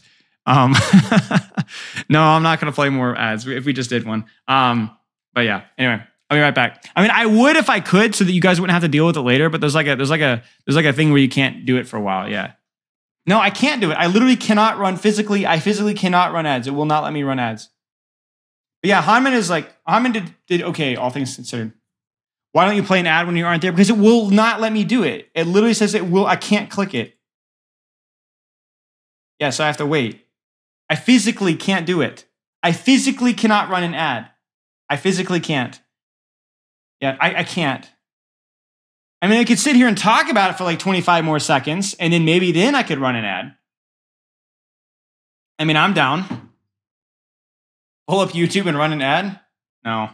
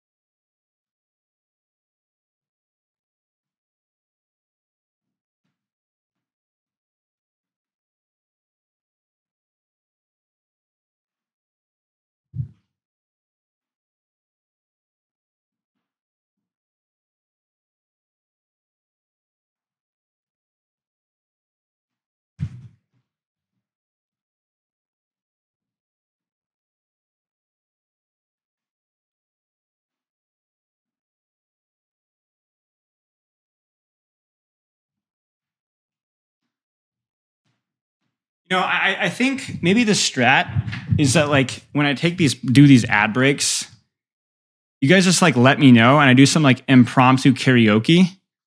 You know what I'm saying? So like if you're not subscribed, you miss and chat votes on the song, you know? Thoughts on Falcons losing to Carmine Core? What does it even mean? You should make a viewer point reward to run ads. You know what? Screw you guys. Screw you guys. I'm running an ad right now. The secret to life. If you guys want the secret to success in life, here you go. The secret to success in life is, well, okay, something that's actually really important here is that we're going to be doing, okay, ads rolling right now. Anyway, so I have to pretend here. Anyway, yes. Yes. What should we talk about, guys? I have you. It's just the subscribers for 60 seconds. Do you understand what I'm saying? But I can't. I'm just going to be talking and moving my hands. Can they even see this? Can they see like the little small thing in the corner here? Yep. It is what it is. Yeah. Yep. Love is great. Yeah. Where's your ad? Wait, you don't have an ad? Wait. Oh, no. You didn't get an ad? Twitch Turbo. Screw you, man. Screw you, man, dude. Think about, what am I going to be getting for this? $2? $1.50? Man, it's going to be so good. So anyway, that is the secret to life. I actually feel like that's one of the things that they don't really talk about that one. I've read a lot of motivational books, and they don't talk about that one. They don't talk about that one. So, you know, I hope that you guys learn from that one here. Did anyone get an advertisement? Did anyone get an advertisement? Did anyone give an advertisement? One person. No? Yes? Wait, yes? We got one yes. Yes! Yes! You got two? Yes! Yes! Yes! Cash! Cash! Life of surplus and greed. Fill my coffers. Fill my pockets. Consumerism! Yes! Buy my way to happiness and ecstasy! Yes! Thank you, guys. Okay, let's talk about this matchup here. So, Ana Brig, Mirror. The only interesting thing to note here is, I guess, the Cass, which is kind of strange here. I guess it's just more of like a hero comfort thing. And Proper does go Cassidy here. So maybe this is just one of those things where, like, you know, all right. This is partially might be due to the projectile changes where, like, Cassidy's been played a little bit more because, you know, the shots are pretty donkey. You know what I'm saying? Donkey. I don't know what that means. But the other thing to note as well is that I guess you can't really one-shot with Sojourn Rail anymore. So the value of holding Sojourn is still, you know, she's still a good hero, but maybe there's just more situations when other hit scans are acceptable. You know what I'm saying? Why can't I give gifted subs? I don't know. Check out this clip. Spilo is streaming Overwatch 2. NPC, guys. Check out the NPC. But yeah, I think it's like Sojourn feels a little bit worse because you don't have the rail one shot or like the consistent, like basically the one shot anymore. And Cassidy feels a little bit better because you're going to be hitting more dinky dinks. Now, Bro, I played one freaking game of Cassidy with the projectile changes and immediately noticed how much tangibly better it felt to hit shots. So yeah, that's my guess.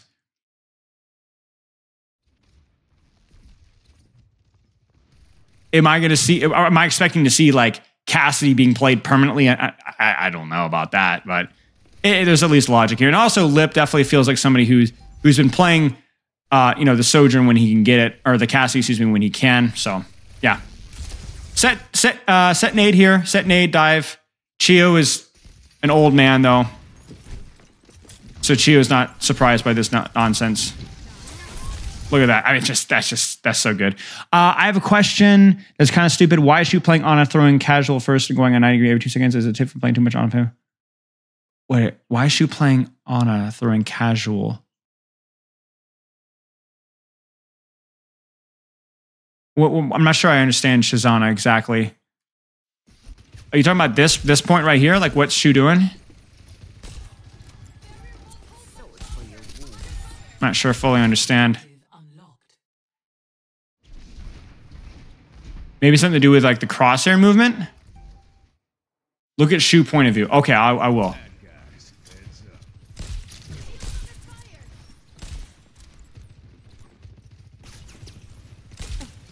He's checking his team's HP.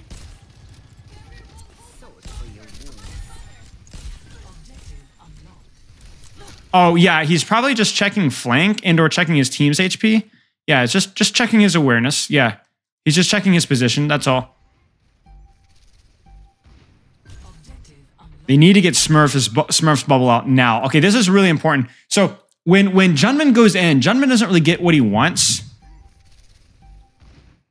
Yeah. Let me send you the code here really fast. Let me just do. Wait. What's with the code? What is the code? No, frick. What is the worksheet? Can somebody? No. It's this. It's there. So can somebody pin that? Is there a moderator? How do I do this? Chat, help me. How do I pin stuff? Wait. How do I do this? Oh wait, I can. There it is. I can't do it on like my OBS.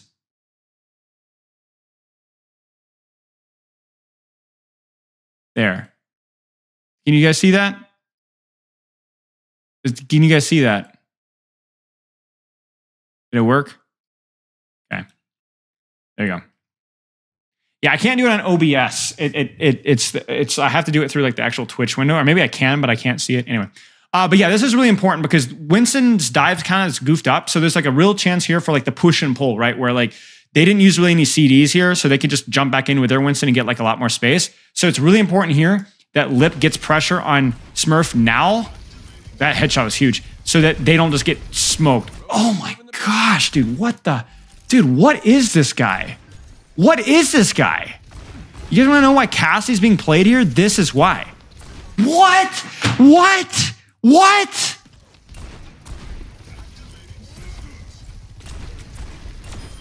What? What is going on?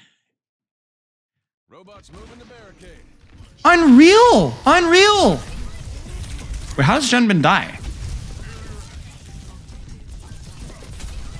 I think it's kind of an awkward jump for him or something. He doesn't quite get as much distance as far as he'd like to, but that is unreal.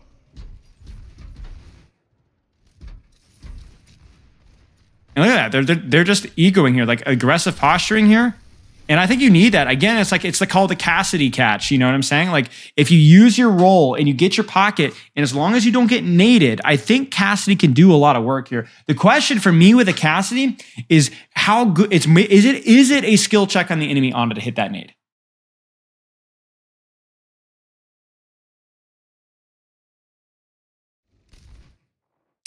Sombra's, you have to keep in mind that these guys haven't played Sombra since the rework. It might be that Sombra's just a lot weaker. It doesn't function the same way. It might be that these guys aren't as good at the new Sombra anymore. You know? It's a totally different thing, you know? And see, this is what I was concerned about, right? Where Smurf really needs to kind of wait for his nade. Like, they need to time this up better than this. I don't know if Field, like, because they need to be able to like rotate to here, chuck the nade, then go for the dive. Otherwise, this is kind of like Cassidy's gonna chew you up. Cassidy, here's what Cassidy does. You guys want the juice? Cassidy chews half butt dives. That's what Cassidy does. Cassidy has hinder, high damage, high HP, roll, destroys anything done halfway. But Cassidy gets smoked with anything full commit. Nade, primal, pulse bomb, plus tracer, sombra hack, whatever, because he doesn't have the mobility to live it. And roll isn't a good enough of a defensive cooldown. And what's happening here is this has been a lot of like Mick halfway dives. And so even with Junmin's mistake here, it's just not working. This reminds me a little bit of what was it, 2021 dive in Overwatch League. There was a period of time when people were running like Winston, Zarya, Ana, Brig stuff. You guys remember Violet Cassidy? It was some very similar situation like this. So power position for Cass. Really hard to stop cart there. Again, it's just kind of like a halfway dive from Smurf. It's just a halfway dive from Smurf. I think that we needed a much more backline participation here, right? Like, one of the advantages of running like the Sojourn stuff is that your backline can position a lot more aggressively because there's no disruptor shot that you have to worry about, and your own Sojourn also has their own defensive cooldown. So I think just in general here, like I think this is kind of a rotation we want to be seeing here. I don't know if there's like an ult track about Nano or whatever, but these guys have the supportal advantage. These guys need to be rotating up here, then go for something like this with Smurf. Like have your Ana here, 3, 2, 1, bam, bam. It's just these dives aren't as well set up. This has been noticeably worse staging. By the way, check out this shield from Showrong. Blocks the sleep dart.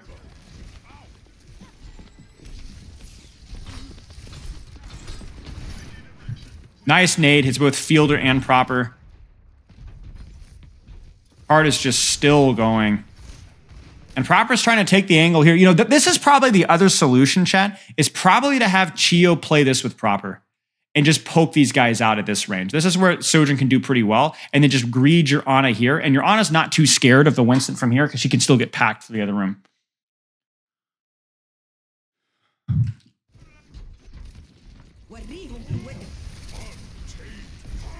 There's the Nano.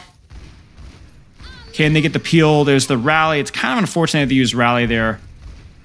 Can they take space? They've stolen cart. Oh, nice pulse. Fielder just gets tapped, I think. Magma, thank you for the sub, mate. I appreciate it. I actually think Fielder just dies to... What does he die to? Oh, he just gets smoked. Okay, that's unfortunate. But yeah, there's a noticeable... Maybe it's a little bit of a map inexperience. These guys aren't as comfortable in this map, but things have been a lot messier this round. In terms of like setups, timings, nade stuff. Junbin gets in there. Junbin redemption arc. It's good. I mean, WAC definitely deserves the lead right now. The way that they've timed the rotations, the punishing on the enemy stuff, support cooldowns, much better so far.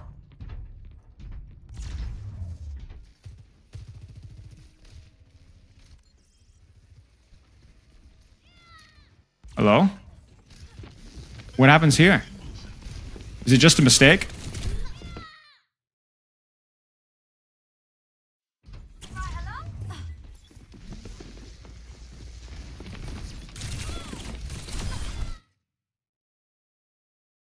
Oh. Oh. Wow. Okay. Wow. Now, they should still be able to hold high ground here if they're really tight with it.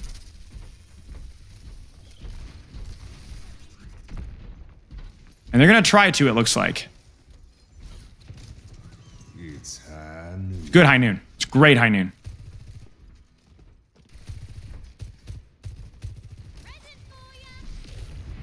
Unfortunate from he saying he needs to be careful here.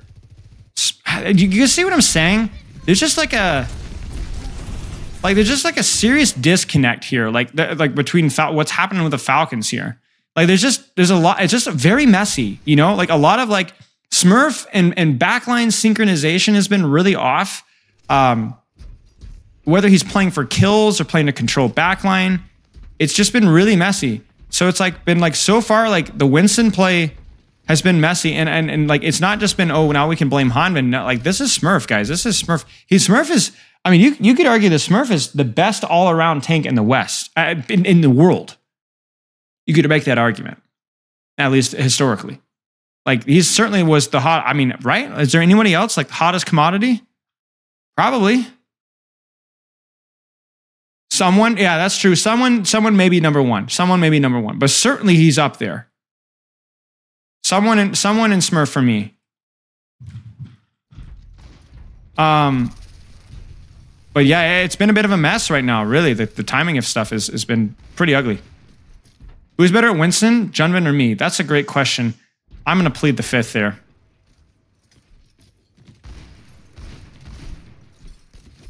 And now if you're, if you're WAC here, you just sit here and farm ults. You don't need to do anything crazy. Just sit here and mark, farm ults. Ah, Smurf, what?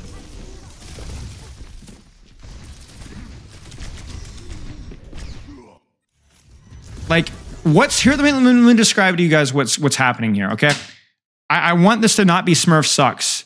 This is Smurf walking forward and trying to get close so that he can jump high ground without getting whip shot. But there's some disconnect here because he doesn't even get an ounce of healing.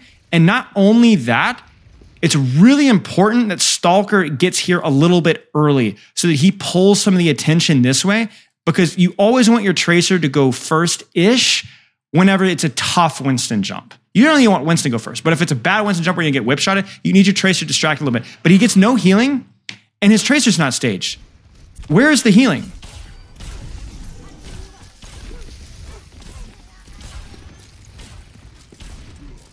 Do you see what I'm saying?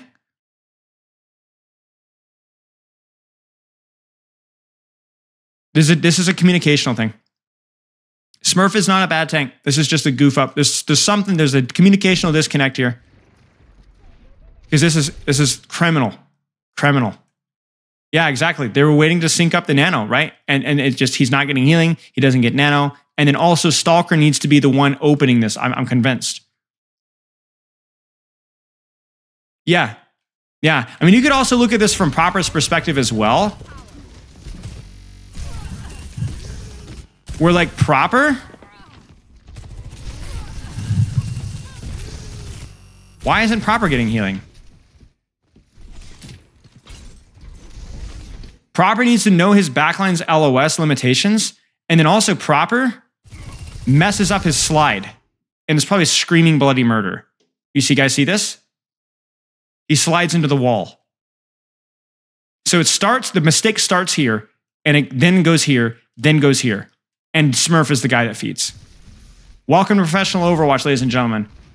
Kill feed lies. Kill feed lies.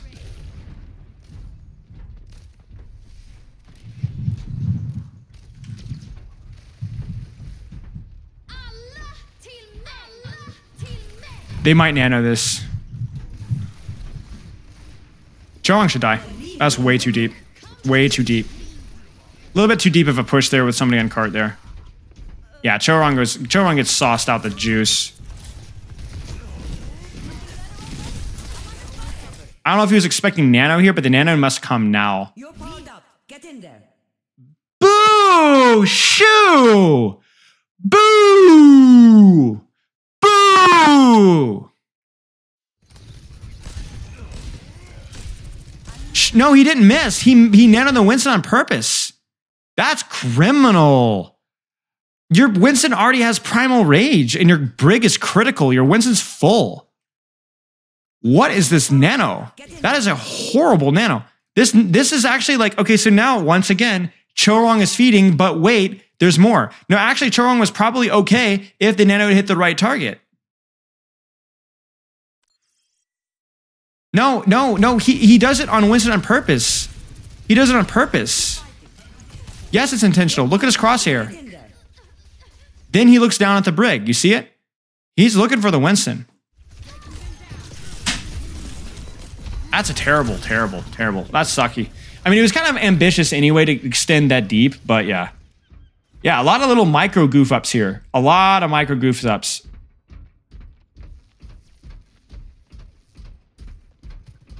That sucks, man. Roll out, Cassidy. They're kind of looking for a Sojourn ultimate here. They're able to poke out Smurf.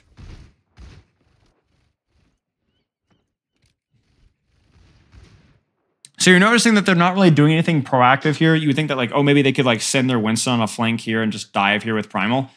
But there's no real need to do that because you're going into Sojourn ult anyway, so you don't really want to commit your backline into Sojourn ult.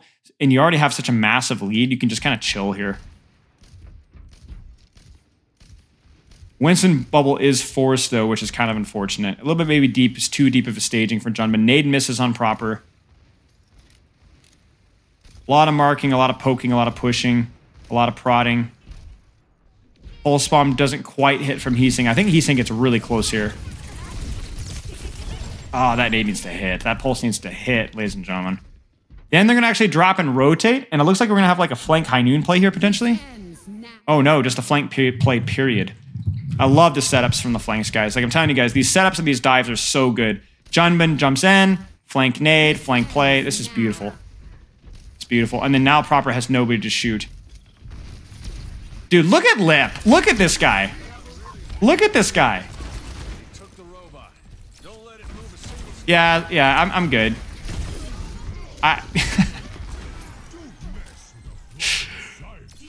Yeah, they really do default to taking angles. Whenever they push, they take space. I'm telling you, the level of at least dive play at Korean Overwatch is just, it's so much higher. It's not just the heroes. It's the level of map control at this level is so much higher. If you watch Shanghai Dragons back in 2021, who was 2022, guys? A lot of like the way San Francisco Shock were playing with the double flex support stuff. The way this past season, the way Florida Mayhem were playing dive, the way the Atlanta Reign were playing dive, it's just crazy. Yeah, Dallas Fuel, the comp that they are running, angles at that point hadn't evolved out, but yeah. Should Proper be in cast from the start? I don't know. I honestly don't know. We talked about the Sojourn versus Cassidy at the start of this map. I don't know. It's one of those things that we needs more testing to really know. I will say that they definitely seem a little lost with how to abuse the Sojourn. What I would say that probably needs to be done better from Falcons is I think Proper needs to be playing more aggressive off angles with maybe a little bit more help, because the whole value of the Sojourn versus the Cassidy is that your defensive cooldown is way better. So in theory, you should have a lot more pressure on the enemy Winston. Kind of like what happened here, just don't flub the pocket. Like think about it this way, Proper forced Winston jump and bubble just by existing here. And if he'd even had one pack, he would have been fine. So I think that there's still room for Sojourn to function just fine. I don't even know that Cassie's necessarily better at all. But it's something that definitely, the execution is, they looked a little lost here. And this is what we were missing. This is what we were missing for the dive at top. Look at the support on this dive up top. Fielder and Narnia. Smurf gets close. Stalker actually times the push. Chio goes with them. They catch with Nano, but they have Primal to go, and the nade hits. Now, Fielder has to be careful because he doesn't have nade. By the way, check out this nade. And then Chio comes back. That is the dive that we have been missing, ladies and gentlemen. That was well executed. Even if you do have to commit your Primal just to keep the guy alive. That was beautiful. Because you're fighting at a serious space disadvantage. Oh, Chio, what a nade from Shu. Look at that. That's actually so unfortunate. Chio has to be absolutely fuming, seething, suming, and fuming. Yeah, I mean, that was a pretty reasonable fight from Falcons there. That's just, they're fighting at a map disadvantage. They forced 3 ults for 3 ults. They just didn't quite get the execution there at the end. Do you feel like these comps are the best of all? Not sure, really, honestly. It's really hard to say. Like I said, the top teams in the NA have been playing a lot more dive recently. I think we saw, I peeked into Commander X's stream, I think, a couple days ago, just for like 5 minutes, and it looked like I saw some dive mirrors, so. Great pulse bomb there. Winston is so fragile to pulse bomb. Oh no, Stalker. My goat. He just rushes it just a tad, which is understandable. You're playing into Cass Brig on it, like you're gonna die if you don't sleep. Yeah, Cass has some anti-dive. Cass is more about having some sort of mid-range poke, but not being like a total fall over like a character like Ashe.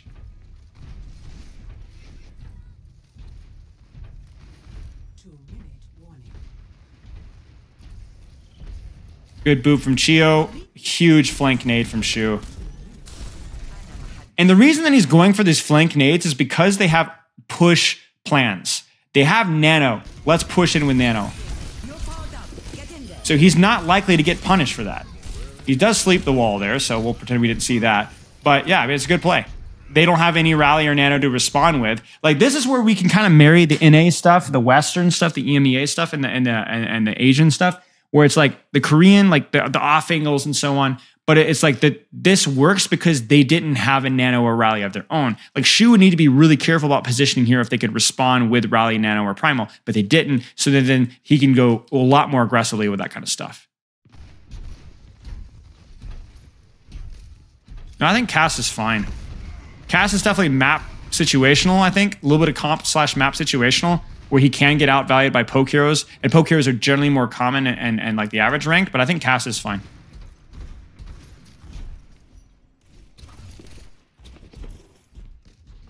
Yeah, Ashe can work when there's like a little bit less movement and you can kind of set your feet a little bit, right? But I think Ashe has an argument. Has an argument for being maybe the most powerful DPS when you allow her to set her feet and just shoot. I think she puts out just about more pressure than just about any other DPS if she just sets her feet and shoots. But obviously, like, she is vulnerable to having to move.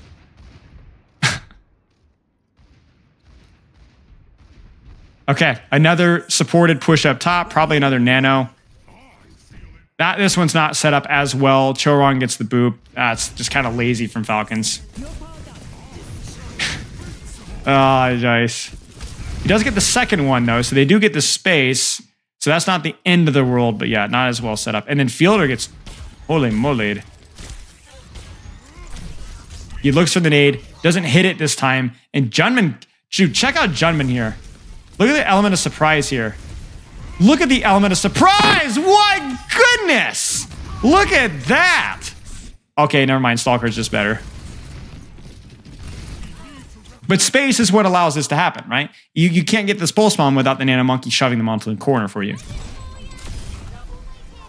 Good pulse. Good stuff. It's a really even trade here. Oh, wow. Do WAC win this, guys? I guess they just straight up win this. Because now you can just park, cart, chill, mark, answer high noon rally, anything they throw at you. You have the space because the fight was too messy. It's a great nade on the proper. Gonna force him really out of position. High noon to zone cart. Somebody has to touch.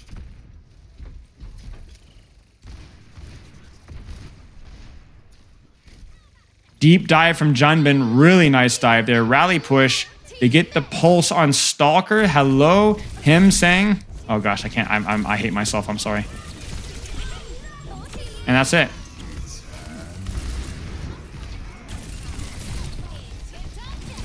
Why wouldn't Be Fearless be playing in Falcons? Because Smurf is almost as good at Winston.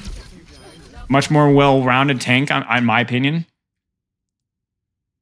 Or retired or whatever the frick. Yeah. Good match. Good match so far.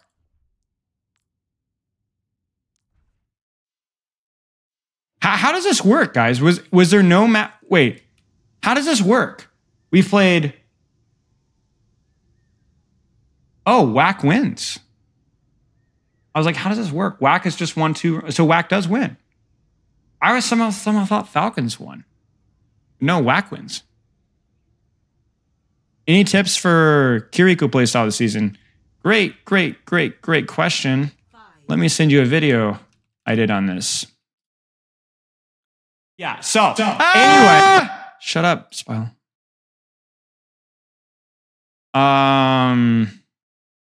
The Season 9 playstyle. There you go. There it is. Check it out. Just small adjustments mostly. Least noisy Spilo video. Can you please tell me the purpose of Soldier in this match? Yeah, I'll do it in a second. I gotta move though. I'm gonna run another ad break and move around. All right, I'll be back in 1 minute.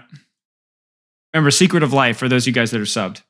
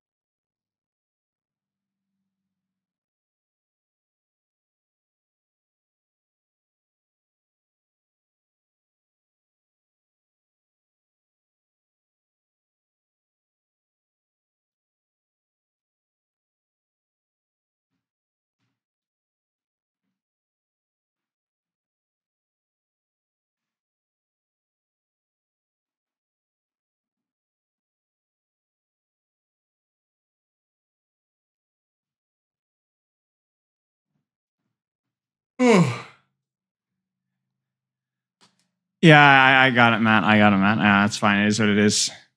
Is Sojourn good this meta? I mean, she's okay. I think Sojourn's just having a hit scan with a slide ability means that Sojourn's always going to be fine. But like, I think that like, is she as good as she's been before? No, certainly not. But also at the same time, like it is easier to hit your primary fire, I guess. So that's a big deal. That's a big deal. I don't think Sojourn is bad.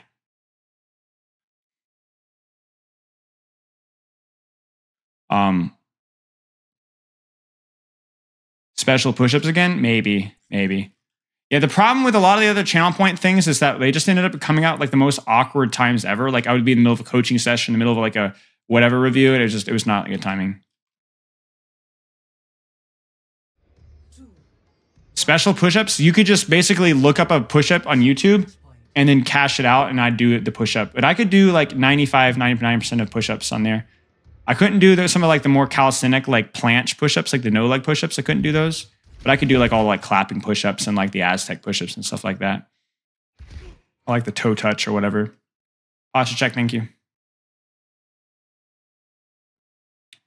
Yeah, I could do one arm.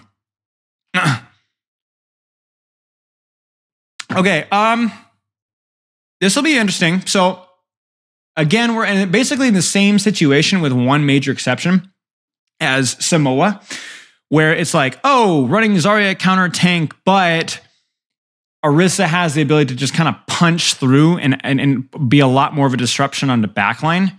But the difference here is obviously they're running the Baptiste instead of the Kiriko. So there's going to be, I guess, less dive-ish kind of a thing. I'm curious if Junbin does swap here. Like Orisa can function. Like the thing that Orisa provides that Zarya doesn't is she has the ability to close the distance at least slightly better. She doesn't really have great mobility. It's really, really bad mobility, but it is mobility. Hey, Beat Dragon, that's the most AI thing I've ever seen in my life. Highlight my message, highlight my message. Anyway, but the other thing with Orisa as well is the Javelin is like a real threat on the backline as well. So I think like Orisa has like more backline threats than Zarya. Zarya has more direct frontline presence pressure, especially in the mirror matchup here, which is basically what we're dealing with here. So I'm curious to see how this is played. Again, you kind of need your Cassidy to kind of take more aggressive angles so that you can do things like this, build charge, and so on. But the Orisa is really good at threatening squishies and also just good up close. And so I actually think here, the mistake from Falcons here is that they're trying to get their they're trying to bubble Proper here, but Proper isn't really playing an aggressive angle here. Proper is just kind of standing in the front line. You kind of see what I'm saying? And so it's very easy for them to just hide from him and then just run it down. I don't think that this is going to function super well. I don't think this is going to function super well. I think the best thing for these guys is just to hold the choke, hold your bubbles, wait for them to push in, and then catch the engage of the bubbles. Because the problem is here is that when Junbin walks forward, he's full HP basically, full cooldowns, and Hanbin has nothing. And I also want to point out that part of the reason why he's low is this crack addict right here. Right? So yeah, I just don't think that this was very smartly played from Hanbin. Remember, you want to pocket the Cassidy on a more aggressive angle, in a more aggressive position, but he didn't really do anything that he couldn't just do from standing in main. Special squats? What's a dragon squat? That sounds familiar. Dragon squat. Hey. What's a dragon squat? A pistol squat. I don't know if I could do a dragon squat, honestly. Maybe? Maybe. I've never done one. It's like a weird pistol. Yeah, it's like a... Hey, we're on the last map. I would die, yes. They do catch the engage pretty good by getting into a choke, though, which is pretty good, but they do lose off-angle control. Shu gets kind of corny with it, my friend. Little too corny from Shu, and he actually just dies with both CDs. That's kind of unfortunate.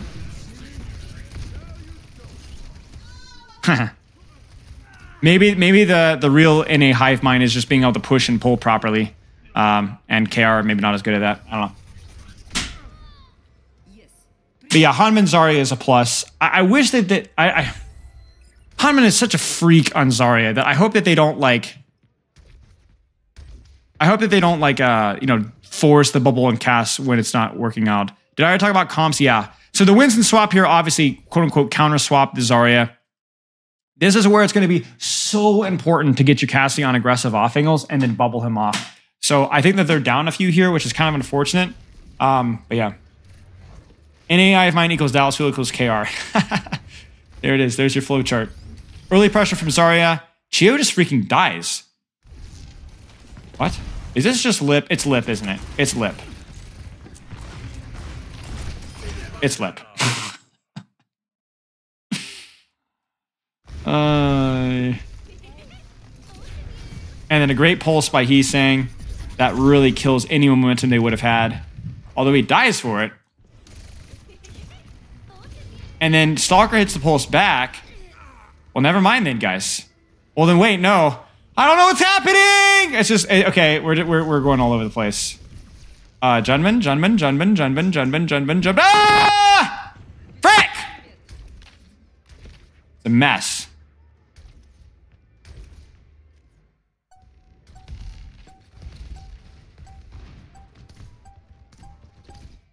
They get Tracer Push. Beat Engage, maybe? Yeah. They catch it with High Noon. And by the way, the Beat Engage again feels bad because of yours truly. Check this out. Look at this. Every freaking time, bro. Every freaking time. Completely kills the momentum. High Noon. Bubble on the High Noon. And there it is. Blammo. Wow. Those little plays, man, is huge.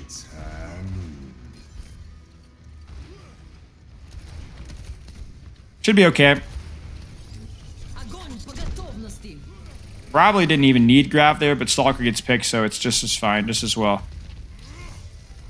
Yeah, it's huge. It's good, pretty good play there from the start of that last fight. I think that was more well played by Falcons, but yeah, Lip is a freak. Okay, let's talk about why Soldier here. Okay, there's a reason why they're playing Soldier. I don't love the Soldier, but there's a reason why they're playing Soldier. You guys tell me. You guys tell me. Very clear reason why you'd play Soldier here over Cassidy. Actually, there's two reasons. Actually, there's three reasons. Yes, so the easy to set up flanks here. This map is pretty broad, so that there's a lot of opportunities for flanks. That's not map reason number one. Range, yes. Generally, you have better range than Cassidy. Generally. Better range than Cassidy. You can play it more medium to long range and apply pressure. Look at the comps. Look at the compositions. What do you guys see? What would Soldier not want to play into?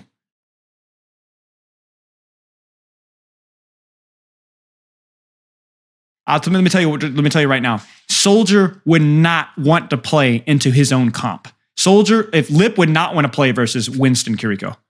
No way. No, thank you. Very difficult. You just play Sojourn at that point. But Zarya, BAP, you're fine. You're fine. You got to be careful to play like mid-long range so you don't get too tapped. Yeah. I don't know if it's going to work. It's definitely a little saucy. It's not something, it's unconventional. But you take the greediest angle that you can and you just turn your brain off and shoot. And I guarantee that's what Lip is going to do. It's actually a pretty smart swap. Maybe it's not the most effective swap. I don't know how it goes. But it's pretty heads-up swap. You see it? You see it? Cassidy couldn't do that. Cassidy wouldn't even be on this angle. Now, he just gets too close because he's a hit scan player, so he doesn't have a functioning frontal lobe. But they're going to take the brawl fight here. And yeah, that's all that matters. They just have to take a brawl fight with Kitsune. I think Hamid has to swap here, frankly. I think, like, you can't. I don't even think that you can like get your Cassidy on a more like at this level of play. I think Proper needs to swap because I don't think you can get your Cassidy, Hamid or Proper or both. Because I don't think again. Let me finish my sentence. Can't get your Cassidy on an aggressive enough angle that's not going to be poked out by Soldier.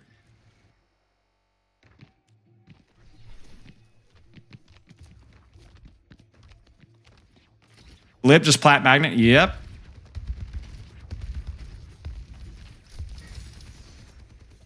So a little pre-fight poke here. There's the brawl.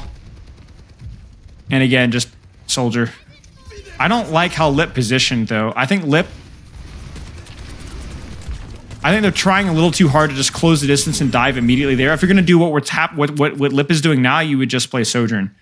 So I definitely don't agree with Lip's execution this fight. And honestly, give credit to Falcons as well. Is Diva better? Yeah, kind of, sort of. Yeah, probably. Maybe. I don't know. But they do catch the dive. Like, you would never look at this and be like, oh, yeah, Falcons are going to win this, right? Bubble there. Still pocketing while in the air, by the way, Fielder. Windows. Bubble again. Then only lamps when absolutely necessary. It's really good catch there. I'm actually curious why. Is it really just Lip feeding?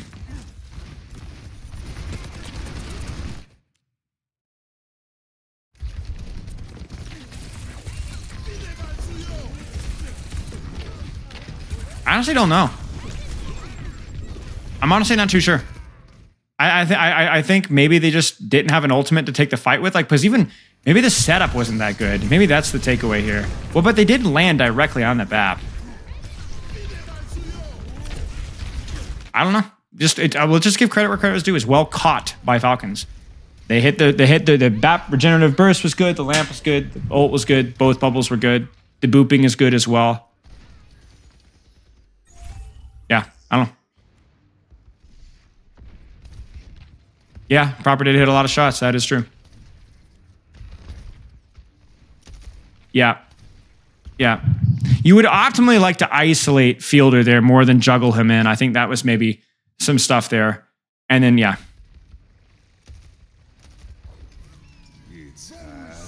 I will say, Lip playing the soldier the way he is on this point and this choke doesn't make a lot of sense. Remember, what's the whole point? You take it deep off angle, you play your range. You're not getting either of them here. Cassie's way more effective at this range. Way more effective at this range. So, sadly, this is not a good look from the soldier. Even with a beat engage there.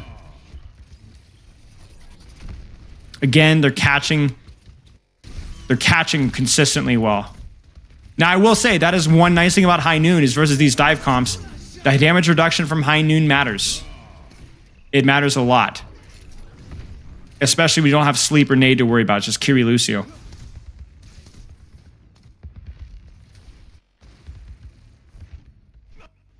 Proper gets a little sauced out the cheeks.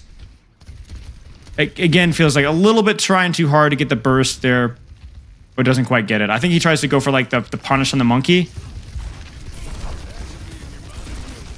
And has a really crappy fan the hammer and also doesn't have the roll to either fan the hammer again or roll to get out because he rolled in. Then they beat engage. Lip can disengage that pretty easily. He does disengage that pretty easily. Yeah, he rolled in. So they're going to be able to flip this. And this is where Soldier can be pretty dangerous because you now open up the sight lines. That's crazy from Hanvin. I actually love that so much. Just get a kill. Win the fight. Can they live that? Can they put pressure on Junbin? Yes, they can. Junbin's able to just barely get out. Do they have anything to push back in with Pulse? They do. Pulse goes wide. Lamp, or either way it's lamped, and they're able to get flip back. That was a great grab. And now Proper goes Soldier, I think, just to get back faster. I think Proper just goes Soldier to get back faster, frankly. I think this is a pretty important fight for them to win. I want to know what happens here. Yeah, he just goes Soldier to get back faster. Yeah, they just weren't ready for it, that's all. They had a window to push there. They couldn't quite get the push. They couldn't quite catch the engage, that's it. Proper probably swaps off Soldier here. He should swap off Soldier here. Genji's interesting. I was going to say, oh no, he dashes, then Cassie swaps. Here's your tech, guys. I think it's probably faster with Sombra, frankly. I think Sombra's probably better. But yeah. Maybe we need to coach Proper on his spawn rollouts.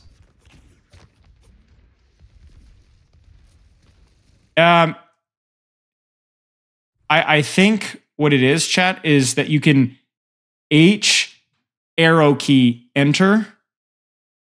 It's probably arrow key and enter would be my guess. I don't actually know how that works, but there's probably a hotkey with it that you can set up. Space, yeah. So that's maybe why he plays Genji and not goes Sombra.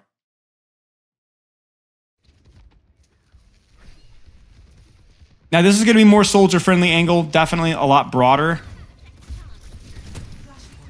So a lot of range pressure, and this is really where the soldier feels good, right? Lot of pressure on that Cassidy. They shove him out. Junbin needs to live. Junbin has primal. Junbin's fine. Again, like, look at the pressure here. It's actually insane. You get your soldier in a power angle, and it's just, they just run them over, right? And that's just where, like, okay, like, this is the problem with this composition. This composition is like, let's get our soldier, or Cassie in an aggro angle, but chat, what angle can Proper play here? Honest question, on this point, what angle can Proper play? I literally, you could like, all the way over here, like way too isolated, right? Like I don't know the answer here. Like there isn't a good answer. And this is the limitation of this composition, right? This is the limitation of this composition. I honestly, okay, you guys want a hot take? I think it would make more sense here for Fielder to be on Kiriko. What I would like here is if you go Fielder Kiriko, then you can do this. But at that point, you really should just go Diva, honestly, and run like a weird hybrid comp. You know what I'm saying? I still think it could work though. But yeah, this comp has like as limited angling opportunity in terms of like how far away can I Zarya bubble you, how far away can your BAP see you, at least versus a proper dive. And it's just so much more pressure just from Lip existing. Lip is forcing bubbles by himself, much less the actual dive itself. You know what I'm saying? It's just rough. Yeah. So I think the best bet there for Falcons would be to like honestly send like a Lucio, maybe Cassidy, but I just don't see a really good solution with the composition that they're running, and they really need to swap here. Maybe they'll make it. Maybe this is just a just a wash point, and we play for the next one. Maybe that's the logic there. Yeah. So proper. Oh, they're gonna go all weird hybrid stuff. Okay. So, I mean, there's logic here. You just put a lot more frontline pressure. Proper can solo flank now. You'll probably see Fielder go Kiriko after you use his window here. But Proper needs to be on a solo flank, I think. Or Proper needs to be on Tracer. They kite it out. They Kitsune. They beat. They're ready for it. They kite that one out too. Really nice pull there from what the frick is my name? WAC. And then really, if you're Falcons here, sadly, you're like, we feel like we have to get value here. But Proper gets a little too sauced with it. I think the best bet there would have been for Proper to just maintain and rotate on an angle there. But yeah, they overpush. Proper does go Tracer. Okay, that's a good swap. And then they go Moira. Okay, I mean, we're playing like a lot of like just ring around the rosy here, but at least their composition has logic here. Is Zarya good on Flashpoint? Zarya's okay on Flashpoint. As long as she's okay, she has a Lucio. They disengage the visor. It's good. Now they can push back in with Bubble on Winston. They bubble the Tracer first, which is fine. A little bit of a goof up here, though. Because this guy should have gotten Bubble. That's a big deal. Because that Bubble needs to prevent the boop, get actual damage, and then Wraith out. So that's kind of a screw up there. They do get flipped. They're going to play slow for the next bubbles, like a hide, avoid taking pressure. Lip on the angle. There's the dive. I don't like that dive from Junbin all that much. I think they were actually lucky that that worked out. Choron goes to help. He's saying Proper needed to live on the angle instead of kiting towards his team. Actually, I don't know if he could have. I think he gets his recall force wall. Yeah, see, Proper's maybe issue here is that like he should have been so aggressive on this angle while his team was AFK. He just needed to live here. Yeah, he just needed to live. So then he gets killed on the rotation. They're going to have to push back in here. Oh, that is not set up well at all. That needs to be way deeper on the teleport. Yeah, he gets booped and then teleports. Teleport isn't deep enough. And that's it.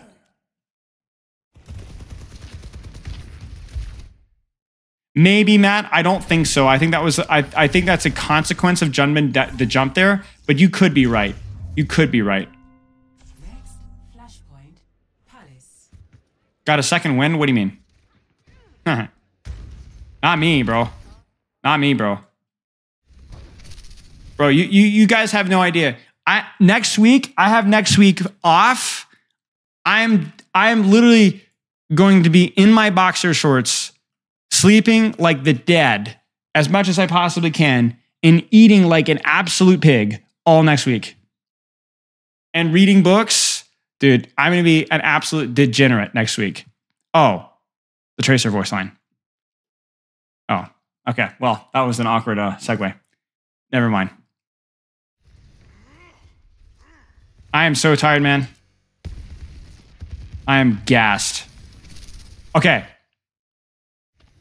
Again, the comp here is fine. Like the Sojourn Tracer thing is fine. I think this is NA hive minding, bro. I don't like this.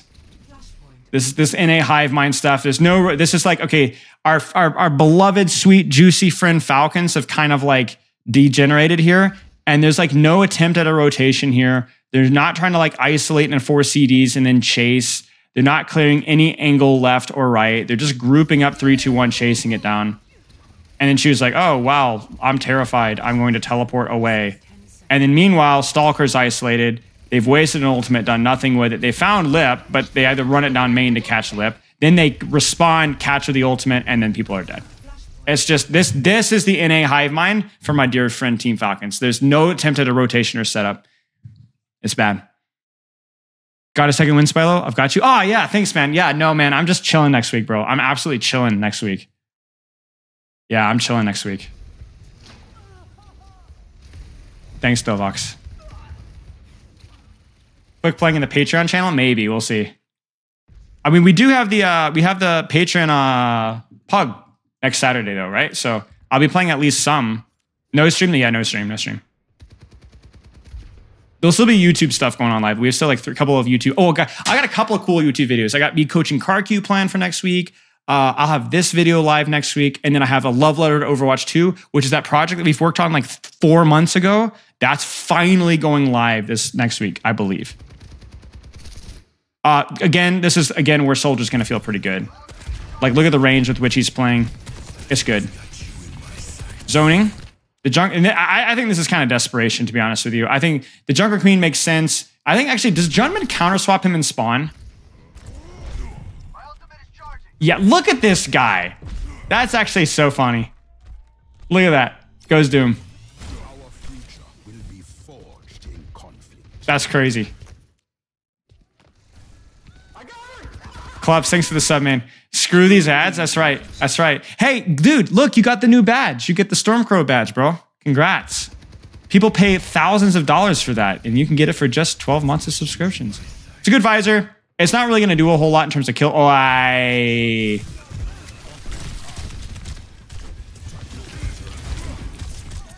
Dude, Chio has to be so mad. Oh my gosh, there's no way. That is actually so unfortunate. Doom just is better versus the Junker Queen. You're playing a dive comp. You want a guy that can play around knife better, isolate the Junker Queen. You can punch her ultimate. You can avoid her poke. Her poke is largely not irrelevant, but it's not as important to you. And apparently Junman is just that guy. So yeah. Thankfully, Falcons does take high ground here, but after that Lucio thing, it doesn't even matter. Like, if Falcons was able to hold high ground with their Lucio, and they could pocket their Junker Queen on point, and then just Sojourn could eventually build that rail and then really kind of bully Lip out with rail. Yeah, that's crazy. That was kind of weird from Junman. It felt like they were setting up for an early fight, and then he could have gotten punished there, but beat for beat, Pulse, Junker Queen ult is used, or Shout is used to try and get quick touch pocket. Sojourn ult, can they disengage it? No, it looked like they were ready to disengage it, Chad. I'm kind of confused. I think they beat it because Junman doesn't have any cooldowns. I don't know. Maybe I'm giving Showrong too much credit here, but it definitely seems like they know that they can't kite it anymore, so they don't. So beat, and then that's going to be beat from Chio. But Chorong doesn't full commit. Look, like even when Chorong baits it. Look. In, beat. He looked like he might have even tried to Ajax that, maybe boop that, and then just immediately transitions to the other angle, right? He's back to safety. No hard commits. I mean, even Lip, they beat engage. Look at that. No ints, no hard pushing. You know what's coming back in response. They were ready for it. And so, yes, this big ult mess is a disaster, right? And maybe even Junman dies. But there's still opportunity here for WAC to win this. Like you see, they still have the pulse. They still have the off angle. There it is, right? They still have the positions for it.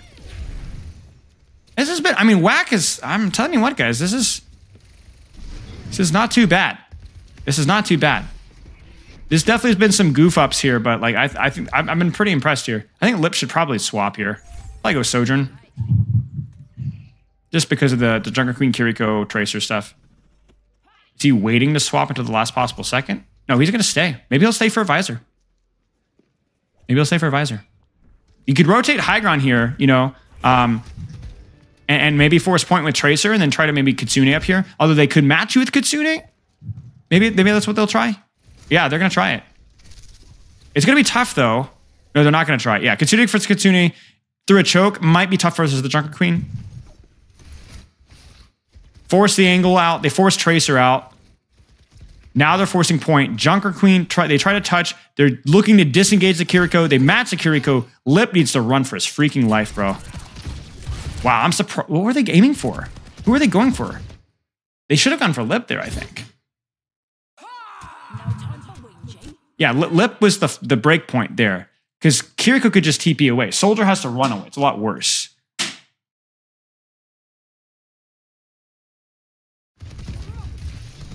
So, I guess, unfortunate push there. There's the Junker Queen ult. Trade. Lip runs away. Visor to catch. Visor Dumal, and they just have more ults. I actually don't even think that was poorly set up from Falcons. The execution just wasn't there. Like, Lip has to die there. Lip has to die there. Like, I don't even think Lip played it particularly well. It's just not very well played by Falcons. Yeah. Good Overwatch. Good Overwatch. Good comps. Good Overwatch. Obviously, some messy stuff there with Smurf and Hanbin at times. And I think they definitely looked a little bit lost on that last point. But overall, like, good Overwatch. Refreshing compositions. WAC definitely deserved the match there. I think, obviously, Hanbin tossing some fights there, here and there. But, like, they looked a lot better at Esperanca. They definitely looked better, more comfortable, knowing what they were doing here. Some pretty good pushing and pulling. Good off-angle control. I love in Spilo checks chat for any questions. I was just disappointed by discussion. I'm not even gonna. Yeah, we're not gonna even talk about like what's going on here. So, yeah, I really like this one. A lot of fun to review. It's very refreshing to see the variety of compositions, and you know, even if it doesn't stick around for very long, you know, it was a lot of fun. A lot of fun. A lot of fun. And lots of details to point out as well. I think the big thing that stands out for me is just like the unbelievable level of main support play. Maybe that's just me. I hope if you guys have been struck by nothing else today, it's like not just the, oh, Lip pops off, Proper pops off. Let's take a quiet moment to appreciate the main support role, the Lucios and the Brigidas. Like, I'm telling you what, guys, these guys are insane. These guys are insane. Like, just the gap between them and the competition, the stuff that we've seen in even the best of EMEA and NA, it's unreal. Like, it is crazy. Like, the level of just the little things, the boops, the whips, even the flicking from like armor pack to whip shot. I mean, how many times do we see that? Like, that's hard to do. These are why these teams are world class. You know, it's like there's so many flashy reasons why, but I think the main support play has been really what impressed me today. Really what impressed me today. So, how good is Violet main support compared to them? I don't know nowadays. I think Violet main support was definitely a tier below them. But these are probably maybe the two best in the world. So I mean, it's not anything to be ashamed of. But I'm also a little out of the loop with them.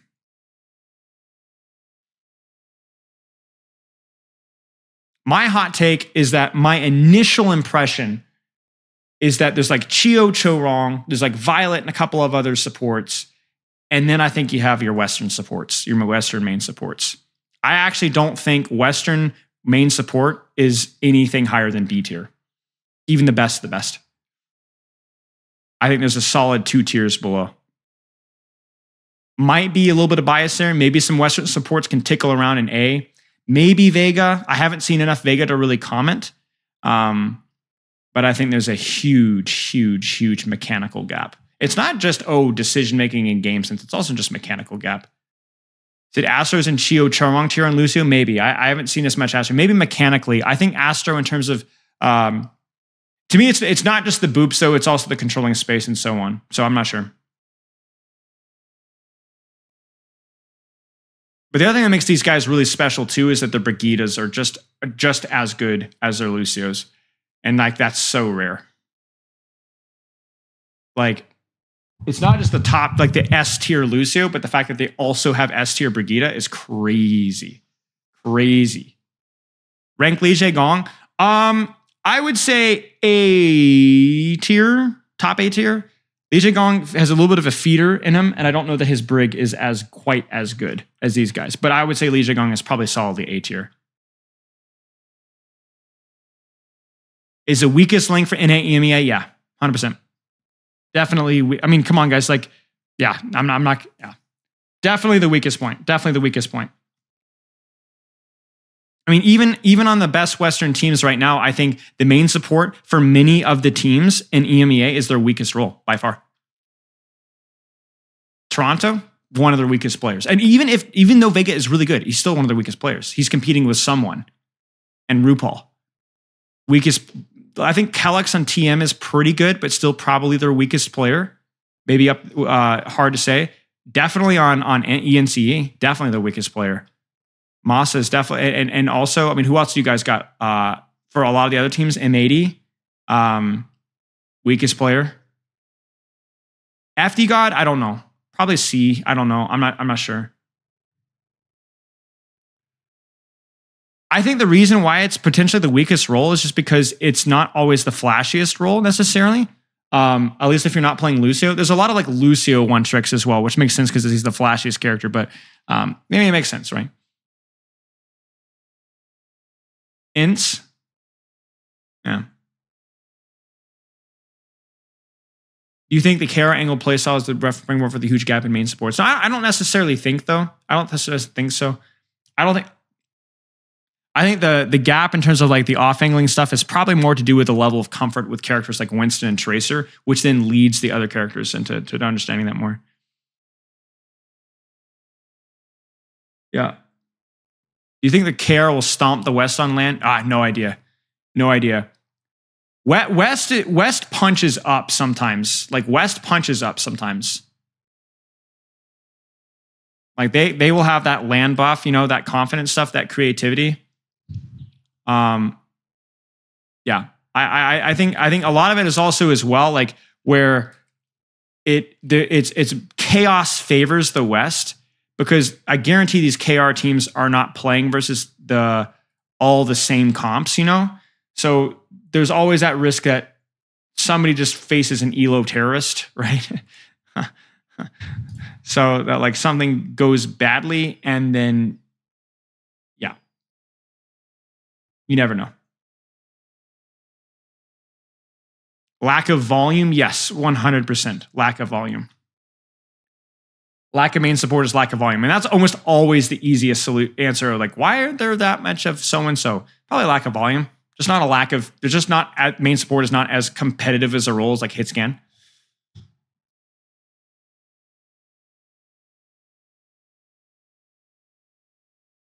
Easy to get through. Oh, yeah. Good old, oh, yeah. They've been around for forever, man. Competing, doing really well. Kane West? What? Then considering the level playing Korea, didn't consider how the West stands a chance as a just meta. Yeah, it's always a question. I think the Korean players are unquestionably better players, but then there's always a chance that there's like a good team with good enough players that just shows up and then just like pulls some weird comp or like executes really well and like rolls out, you know? Talking about like London kind of a thing. Or like you look at a team like Toronto. Toronto is honestly kind of ELO terrorist-ish, right? Because the thing with Toronto is like Toronto may not be as good as these teams that dive necessarily, but they could just pull out someone and just pull out someone on the Roadhog and know exactly what they need to do to beat it up. Like they're a very dangerous team, right? Team like Ints, right? Dangerous team. SSG potentially if they can get their act together, very dangerous team, right? So. You know, I think that the level of play is definitely going to be lower, but there's always a chance. There's a chance of punching up, I think, unquestionably. Yeah, meta matters a lot too. Luck definitely plays a game in who does well, unquestionably. It's unfortunate, but it's true.